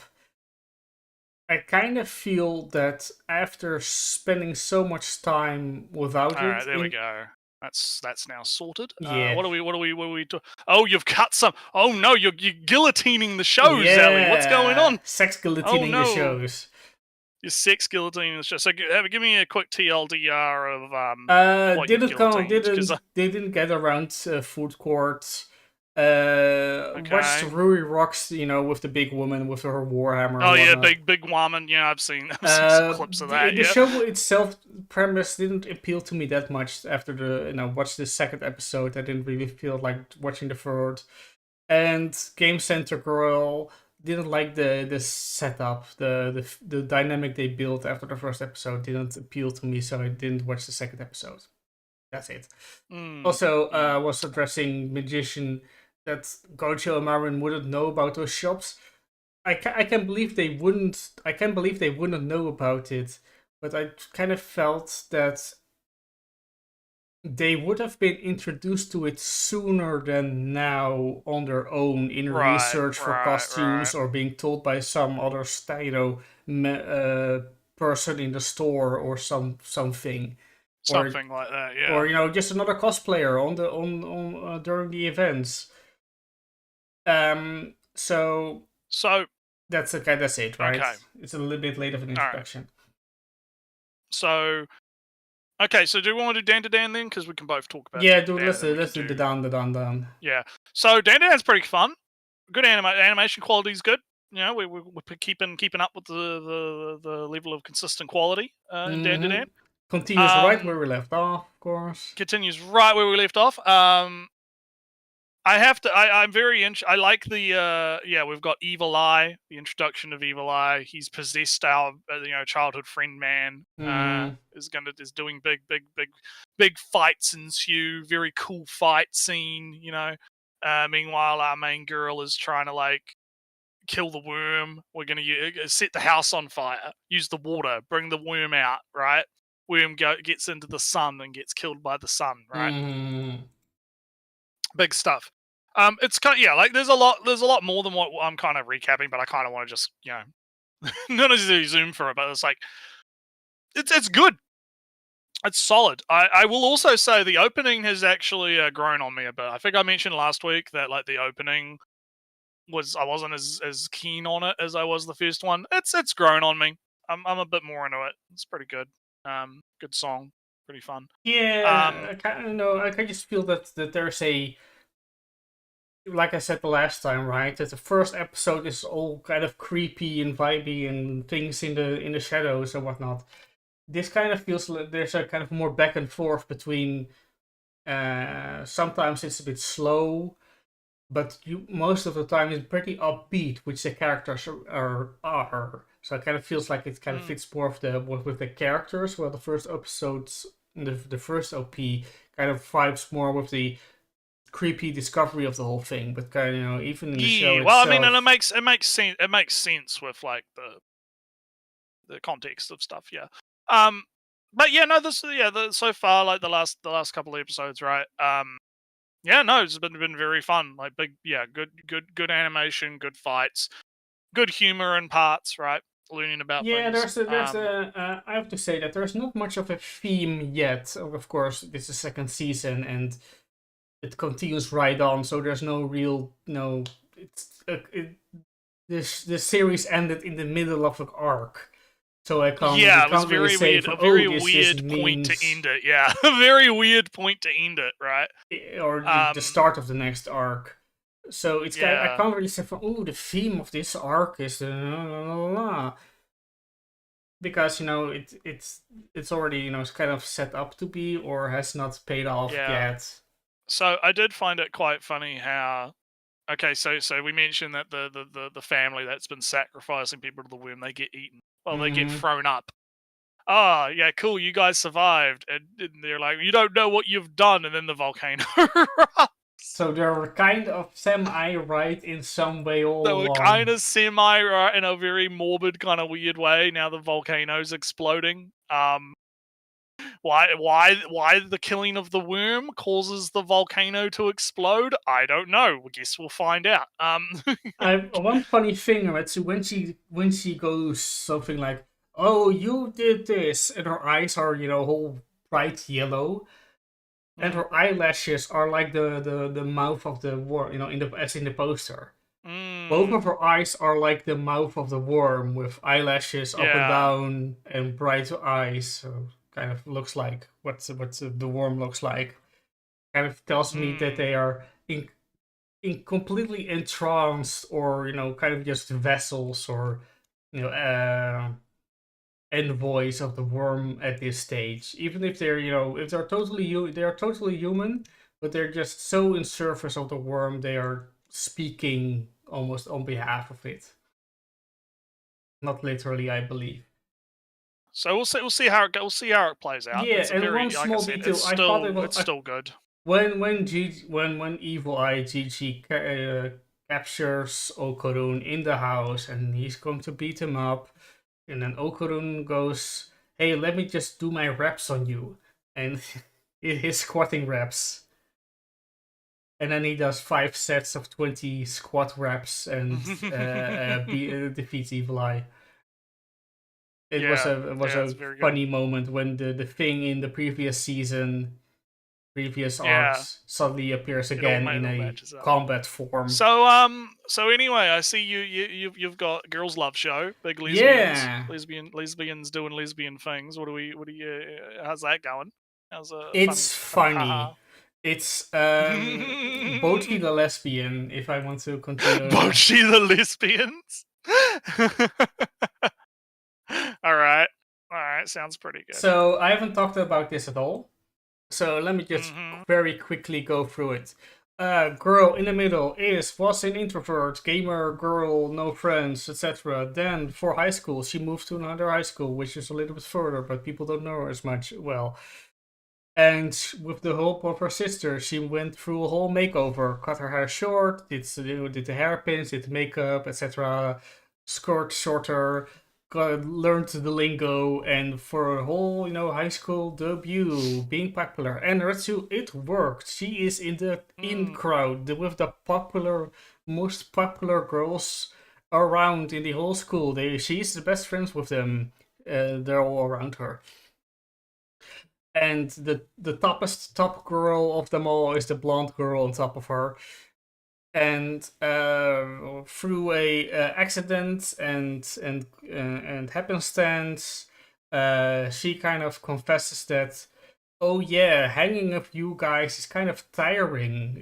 I am an introvert at heart, and I have to keep up with your conversations. And you suddenly talk about shows and videos and things and events that I don't go to, and I have to keep up, and I can't really do it, and it's kind of tiring. And then she goes, "Oh man, oh I don't know anything about it. I am do this effortlessly, but it gets kind of tiring to be perfect all the time." And so they kind of bond over that. All good stuff. So that kind of happens, and they do a quick bonding, and then next time they see each other, the blonde girl and our pink girl, she goes, "Hey, I thought about it. And you said you want to make friends for the first time ever. But I'm in love with you. You're going to be my lover." And she goes, Nah, man, it's too much work. Love. I can barely handle friends. So you want to be my lover? no, please no, I want to hang out with you. And then she goes, all right, compromise. Sometimes I'll be your lover, sometimes I'll be your friend. And so, yeah. Fun times. So, so sometimes she just Cabedon's wall hang, quarter her on the wall and whatnot. And it continues on in other episodes where, because she, the blonde girl, has always gotten everything she wants in life and everything worked out for her ever, she's kind of entitled in a way. It kind of is portrayed as like a dog. A happy dog gets what he wants, even though it's kind of, dog, stop it, no, alright, I'll throw the ball and whatnot. That kind of vibe. Big golden retriever. So she has little, she has not as much of a sense of where to stop, so she kind of keeps going a lot of the time. So when the deal was made that sometimes she'll be a girlfriend, sometimes a boyfriend, she kind of pushes it immediately to become more often a girlfriend than just like boyfriend than a friend. To when things happen and they get soaked in the rain, hey, wanna bathe with me? Whatnot, right? Friends bathe sometimes, ha ha ha ha, and then she switches it up, and alright, now I'm your lover and we both naked in the bath. Time to touch you. As you do. And then, alright, I'm going to kiss you. And like, no, you're supposed to be my friend now. Well, friends sometimes kiss, right? I guess sometimes. And then, alright, she gets what she wants.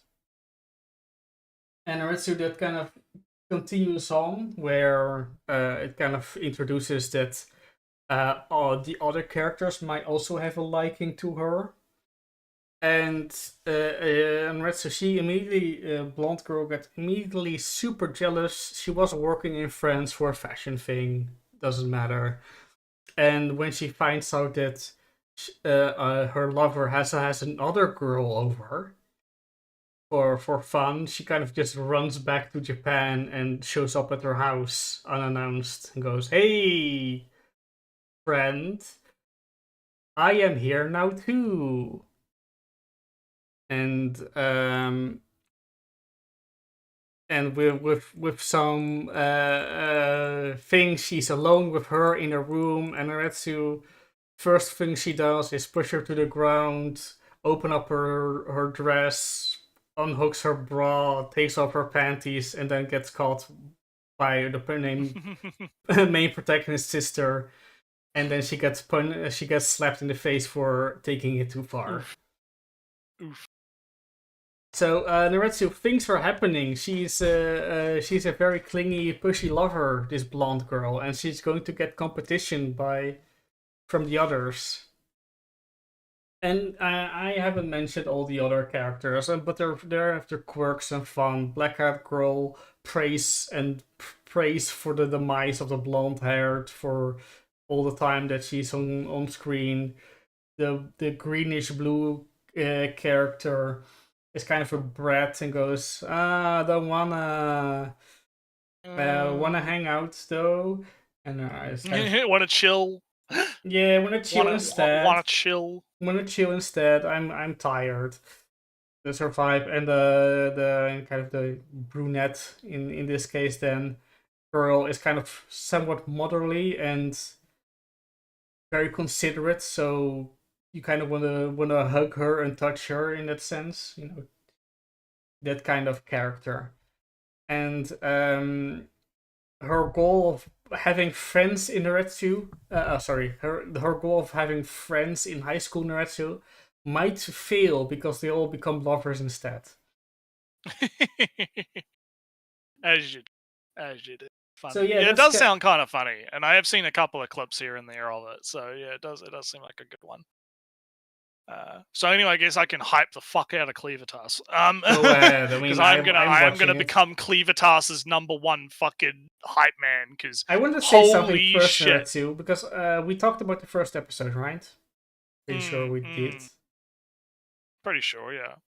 I wanted to say that, you know, at the I kind of realized that it's kind of feels like a Naro. It does feel like a Naro a little bit, but at the same time, it is fucking Kino.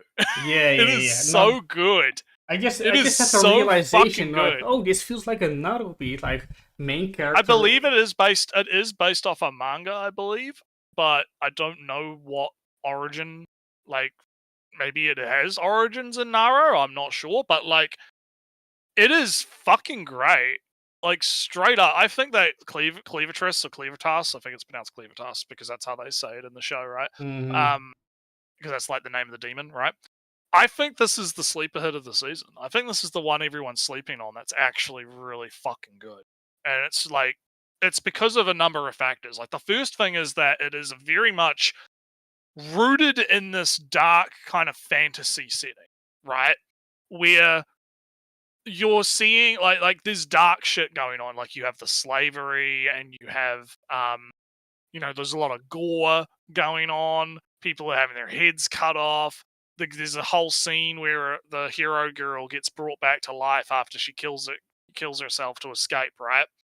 And like, all of her broken bones from jumping off the bridge like recontort and snap back into place.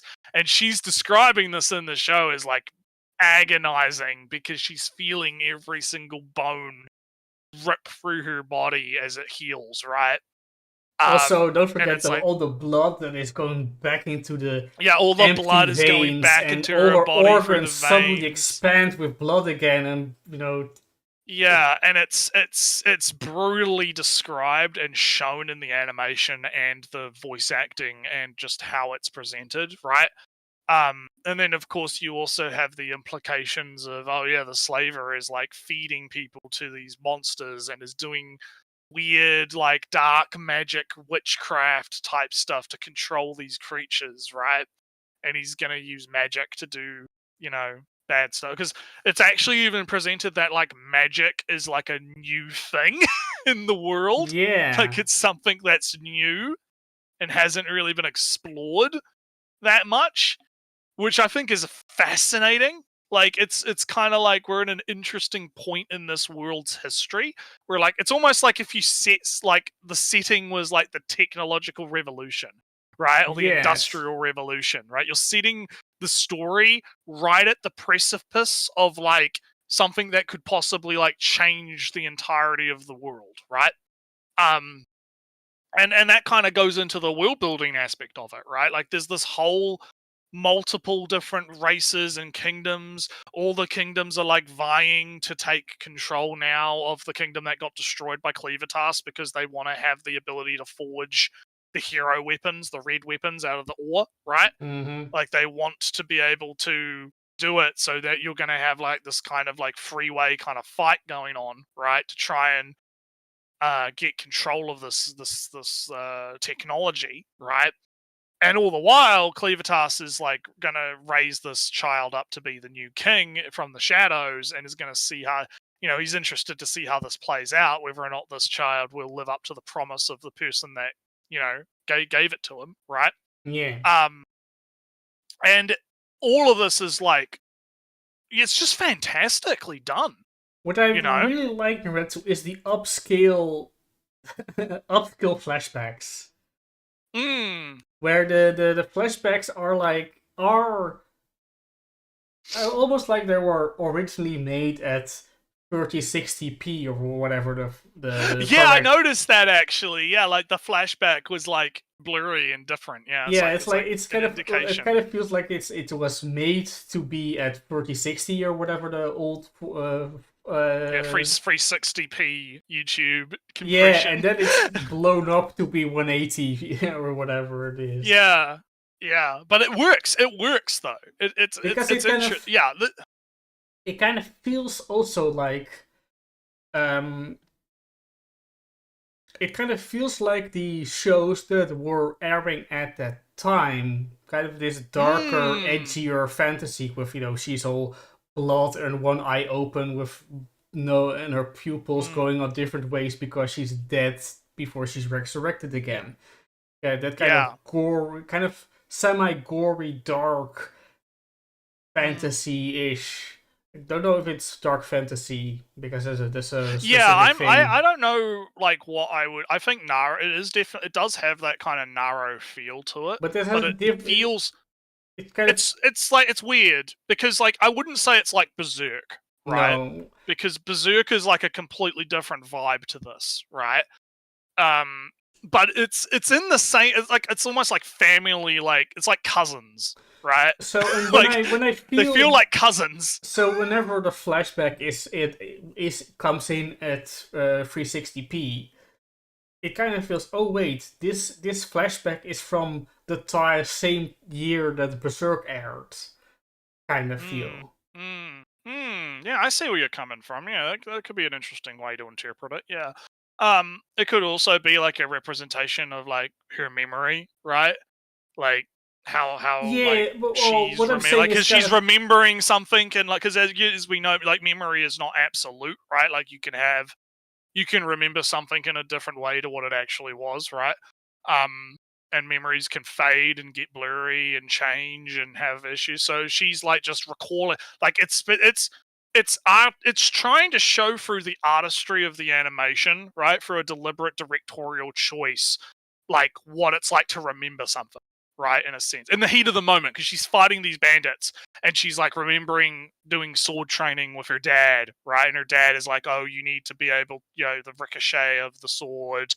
You can't hesitate. If you hesitate for a moment, then you're dead, right? You need to be able to, train your to not." Oh, cutting out a bit. Oh no! Oh no! Oh, you're back. Fine. I don't know what happened. Oh no! Oh. It's robot-y. It's fine, but you get what I'm saying though. You get what I'm saying. Yeah, like, I'm just kind of there's this whole there's this guy in dark or black and red armor. There's also like there's the geopolitical when now this kingdom is destroyed, I'm going to take over or whatnot too, and so there's things happening in the background, and it kind of feels the same way. Also, what I meant by the airing at the same time as Berserk is that it's kind of more for a vibe for the audience, because it makes sense that memories are faded away and upskilled when you remember it again from your childhood in a sense. But I really feel that the show is trying to kind of place us. It kind of feels like the show is trying to place us in history rather than the flashback being brought forward to the present. Yeah, and it's an interesting direct. There's a lot of that in the show where it's like this is like interestingly directed, right? Mm-hmm. Like there's an interest. Like that was a deliberate, creative decision to do it that way, right? And that's why I think this show is like, because I think a lot of people are looking at this and they're just, it's just some generic fantasy, edgy, right? Now, they'll use narrow pejorative instead of, you get what I mean, right? Like they're going to use look at it and they're gonna, if they know it, they know too much. Yeah. Like they're gonna look at it and they'll think it's just an isekai or some shit, right? Like they're gonna think, it's just another one of these. It's just another one of these things. But like, no shit. Like, I am 100% gonna try and promote the shit out of this. Like, I think this is fucking creative as shit. It's creative as fuck, and it's interesting, and it's like it is the most interesting thing I think that I'm watching this season. I'm really excited to keep to get the next episodes. Right? It's fucking great. But anyway.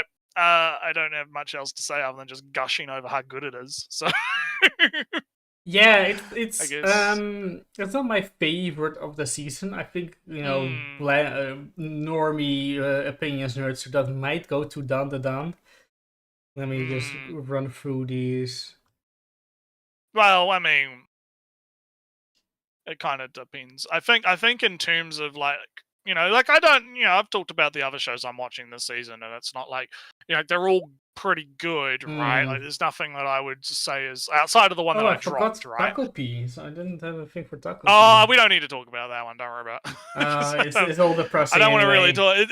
It's depression porn. Okay, that's pretty much what that is. don't worry about it. She's pretty evil actually, but it's yeah. I mean, every character in that show is pretty fucked in some way. Yeah, and she's kind of like, big trauma. Can't trust anybody. Better betray. Better make them fall before I fall. Trauma. No trusting, etc. There's some shit. Yeah, there's some shit going on. Yeah. So, but yeah, no. Yeah, this season has some pretty good stuff, right? Like there is some pretty good stuff going on. And so yeah, well, but I think Cleavitas for me though is a standout. That's why I'm kind of like there's stuff like Prince is good. Oh, I haven't talked about Shield Hero, but I guess.